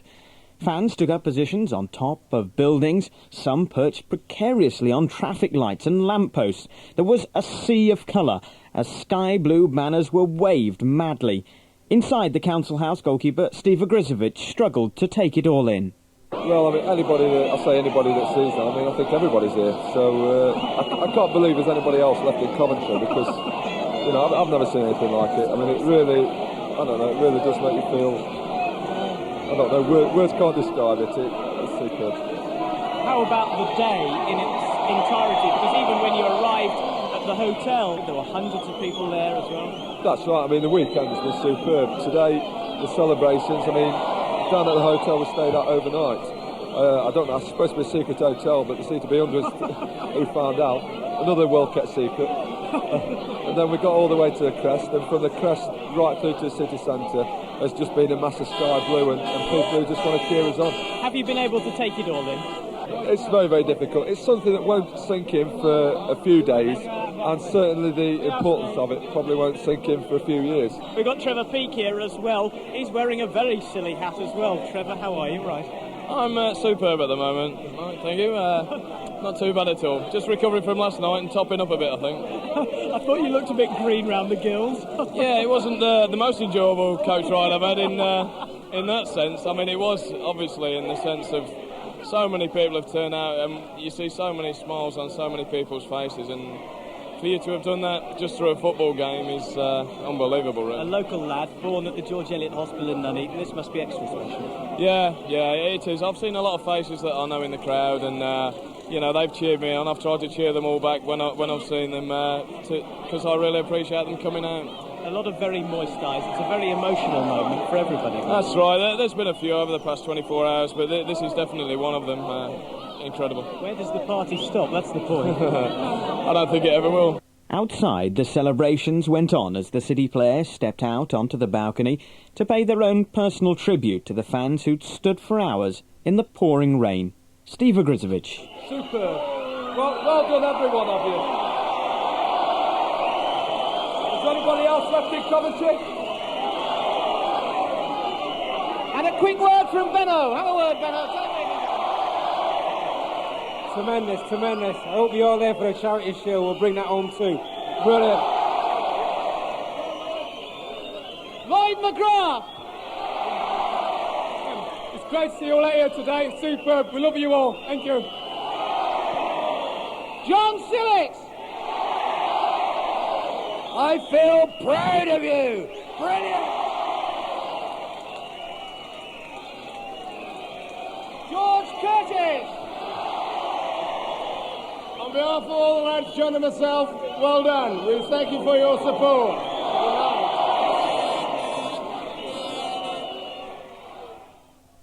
May the 17th, 1987. And so the wheel had turned full circle. In 12 months, George Curtis and John Sillett had taken Coventry City Football Club from First Division relegation strugglers to FA Cup winners. There are many people who contributed to the Sky Blues' success at Wembley. Chairman John Poynton, who saw the club through some hard times and who took the decision to appoint Curtis and Sillett. Curtis himself, the disciplinarian, the motivator, a man who could remember what the good times at Highfield Road were like from the 60s and who brought back a sense of pride and ambition. The players, goalkeeper Steve Ogrizovic, the reliable Trevor Peake, midfield hard man Lloyd McGrath, striker Cyril Regis in form and feared by many, winger Dave Bennett with his match-winning skills and scoring touch, and Keith Houchen, the Roy of the Rovers figure, plucked from the 4th Division to score 5 goals in the cup run. But one man stands above the rest, chief coach John Sillett, who provided the inspiration for Coventry City to do what many thought they would never see in their lifetimes, win the FA Cup at Wembley. Sillett, a big bear of a man with a booming voice, a larger-than-life character. Mike Liggins now takes a look at the man, set to take Coventry City into the 1990s. John Charles Sillett, born on July the 20th, 1936 in Southampton, the second son of Charlie and Anne Sillett. He was brought up in the tiny village of No Man's Land in the New Forest, where his parents kept the Lamb Inn. Football was in the family. Charlie captained Southampton before the war. Tragically, he was killed fighting for his country when John was just 6 years old, leaving Anne to bring up the 2 boys and run the pub.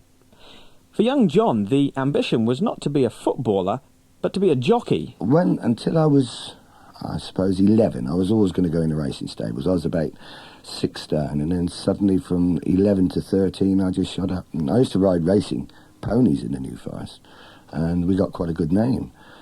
And there were sort of scouts, I suppose you'd call them, in a way, looking for young jockeys, and I was approached by a fellow called Noel Cannon.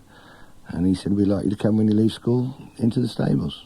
Then he came and saw me 2 or 3 years later and said, sorry, son, I think that's out of the question now. Yeah, because you've just grown too big and too tall. Yeah, I became very tall. Too tall to be a jockey, John followed father and brother Peter into football. He started his career at nearby Southampton, and then at the age of 18 came a move to Chelsea. Ted Drake, who was then the manager of Chelsea.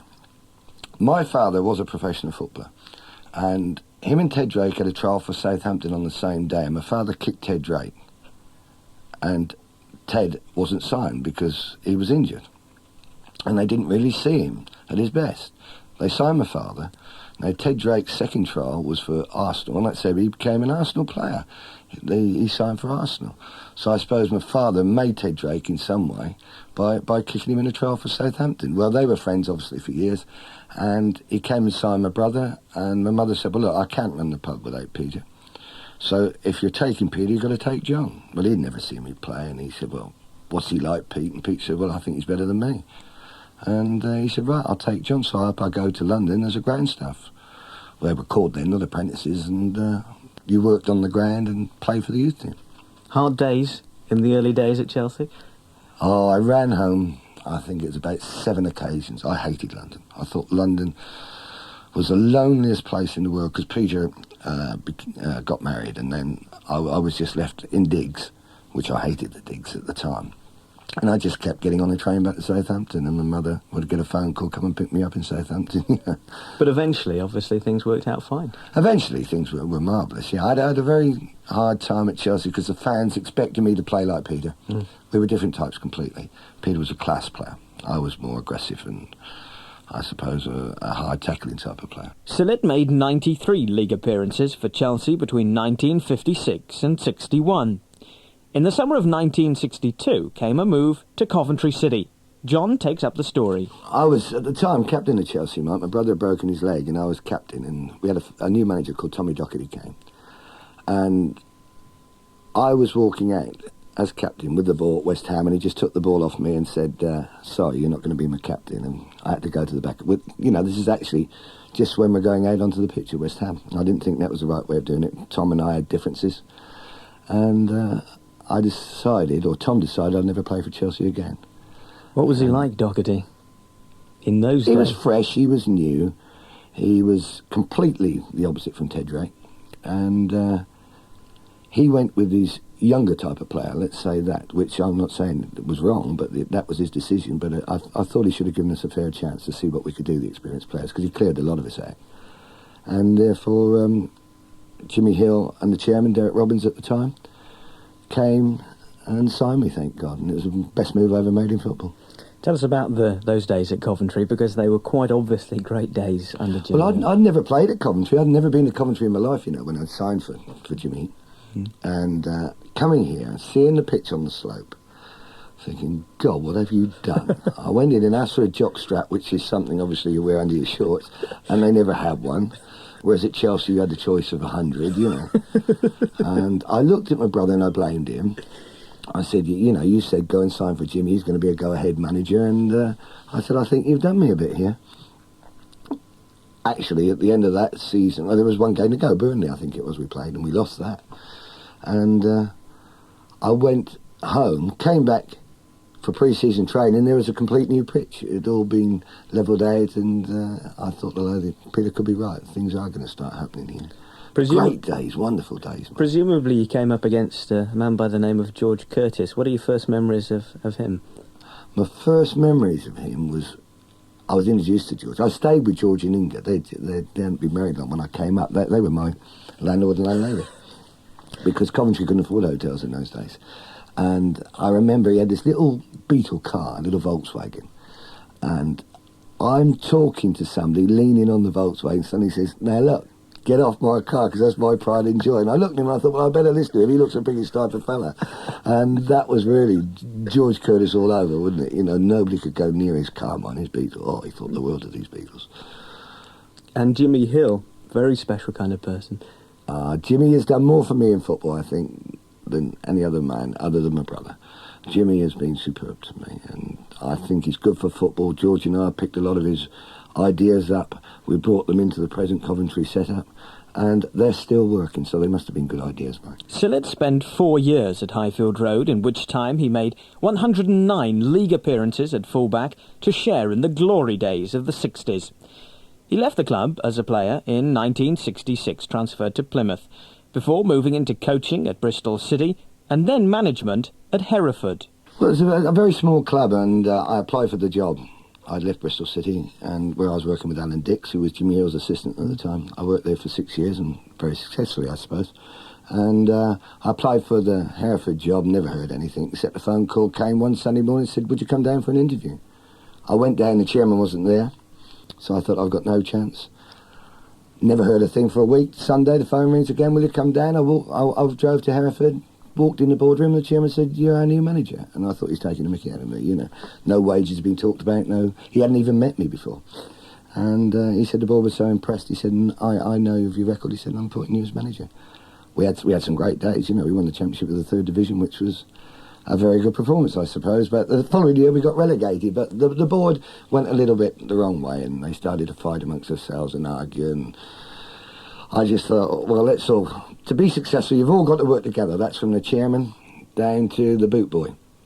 And I felt there were people pulling in the wrong direction, so I resigned. After drifting away from football for a time, Sillett returned to Highfield Road as a member of the coaching staff under the then manager Bobby Gould. But in 1984, he got the shock of his life when Gould sacked him. Can he shed any light on those dark hours now? Not really, Mike. You know, it's amazing. I can share the light on it only purely by what happened to me at Hereford, whereby when I got relegated, you're spinning. You just can't do anything right, and your mind becomes very boggled and mixed up. And whether this happened to Bobby with the pressure, I don't know, because Bobby and I were friends. You know, I'd never done anything but try to please Bobby, and I'd worked very hard for Bobby, and I thought at the time very successfully. But Bobby just had that day where he called us in, and it wasn't only me, it was Brian Eastick, who was another very good friend of Bobby's, and the pair of us were fired. You know, that is the first time in my life I've been sacked. It's taught me a lesson. If I do sack anybody, it's got to be for the right reason, and I've got to let them know why, because I've never been let know why to this day. There's rumours that I was overweight and I was playing the fruit machine. If that interfered with my coaching, well, I'm sorry. I'm still the same coach, and I don't think I'm a bad one, although I'm not big-headed about it. But to leave the way I was sacked, I didn't enjoy it at all. I went home and thought, well, that's wrong. That's not fair. In the ups and downs of life, John Sillett admits the year he spent on the dole after the sacking was probably the worst he'd ever had to endure. But although down, the big man wasn't out, because Don Mackay, who'd succeeded Gould as manager, brought him back to the club as youth team coach. Don, I owe everything to Don, really, because it was Don that brought me back with Frank Upton. And he saw the chairman and the board, and they sanctioned that I could have a job back again with the youth team. I think I'm great with kids. I enjoy working with kids, and luckily enough I had a good squad of kids. You know, there's a fellow called Bert Edwards who goes round, and he's a very, very good scout, and he'd put together a very good youth side. And luckily enough, they responded to my type of coaching, and we became successful and reached the semi-final of the FA Youth Cup. And from there, Don asked me to go to Liverpool, and it was a terrible day when we got hammered at Liverpool, and I was on the line with Don. And he came back and resigned that night, and next morning the chairman rang me and he said, "Well, John, have a go." So I said, "Have a go at what, chairman?" He said, "Well, Don," I didn't know Don had resigned, he hadn't told me. He said, "Don's left the club." He said, "We'd like you and George to take it over, and you're responsible for the coaching and the team." And I said, "Well, I don't know, chairman, I need time to think about it." He said, "You haven't got it, really." He said, "You've got 3 matches left, go and enjoy them." And I thought, well, if you've got to win 2 out of 3, how can you enjoy it? You know, but I did. The players responded brilliantly. George and I just sat on the Sunday and sorted it out, how we were going to approach it, how we were going to attack it. And the players wanted organising, and I treated them the same as I treated the youth team. And we had a little fallout here and there, but, you know, I stopped it, and that was an important moment. I stopped it. I said, "Are you going to fight me? Or are you going to work with me? Do you want to improve, or do you want to stay bottom of that league?" They did improve, and the Sky Blues did escape relegation. The reward for Curtis and Sillett was the chance to run the club in the new season, 1986-87. The two men who'd first met, played and lived together in the 1960s were reunited in management, Curtis as managing director and Sillett as chief coach. John will quickly tell you the club's success was the result of a partnership, the result of all the hard work he did with George Curtis. Sillett is also generous in his praise for the players who played their part in the success, and for all the backroom staff who in their own ways did their bit to help out. But what is it about John Sillett as an individual that inspired an odd collection of players to FA Cup victory over Tottenham's multi-million-pound team? What is it, indeed, that enabled him to lead the same set of players to 10th in the First Division to complete a memorable season for Coventry City? Sillett himself has a number of answers. Two of them are organisation and simplicity. I'm not the greatest tactic coach in the world. I don't believe in it a lot. I believe if I've got a ball and I pass it to one of our players, I've done a good job. And I think there's too many tactics coming into football. Let's keep the game simple. It's a lovely, simple game, which is enjoyed when people are knocking the ball about accurately. The first touch is good. Their heading ability is good. I believe in coaching on weaknesses sooner than coaching strengths. City defender Trevor Peake has another answer. He's a terrific motivator of players before the game and at half-time.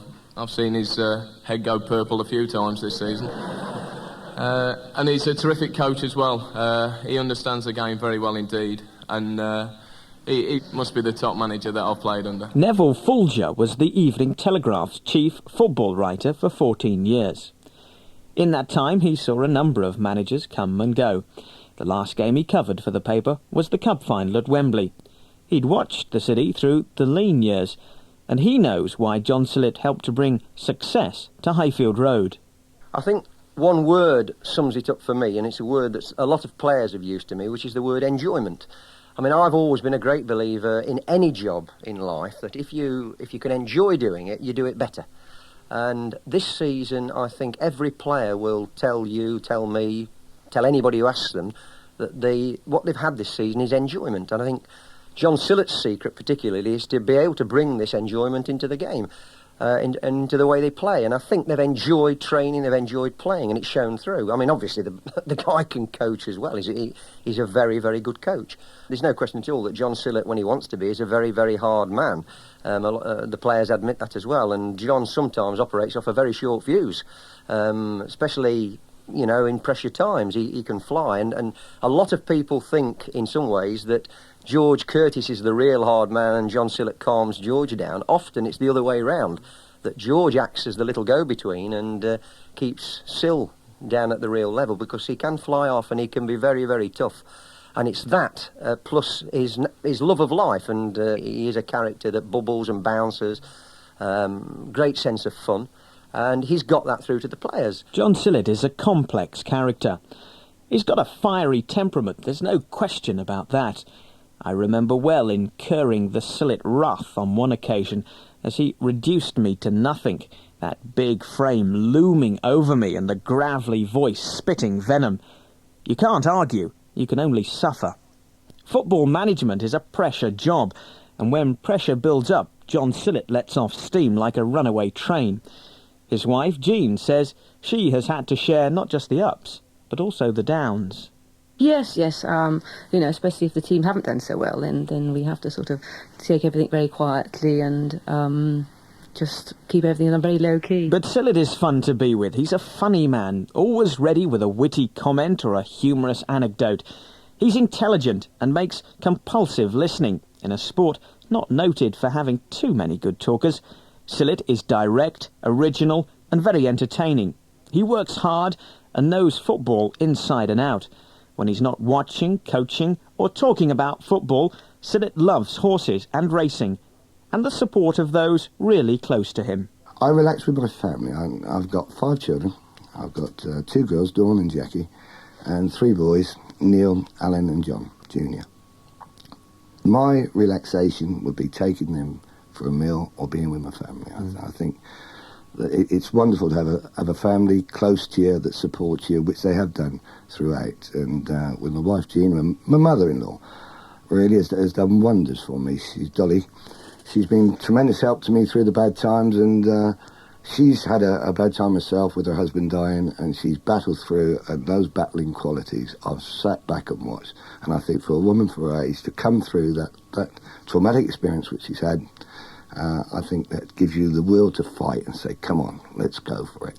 You live in this part of the world, in Warwickshire, and you've lived down in Hampshire, and I think probably down near Hereford as well. Do you like living here? I mean, obviously it's a sort of wandering job being in football, quite obviously, but do you have any special feelings for Warwickshire? The Midlands has been very good to me. I owe the Midlands a lot. But I've got to put my hand on my heart and say I'd hope to finish my days in the New Forest. I love the New Forest. It's a place that is very dear to me, and I'd love to end up one day back down there. But until that day arrives, I've got nothing but admiration for the people in the Midlands, and the way they've treated me has been marvellous. John Charles Sillett, the man behind Coventry City's FA Cup triumph, who managed to weave his own brand of sky blue magic. John Sillett! I feel proud of you! Brilliant!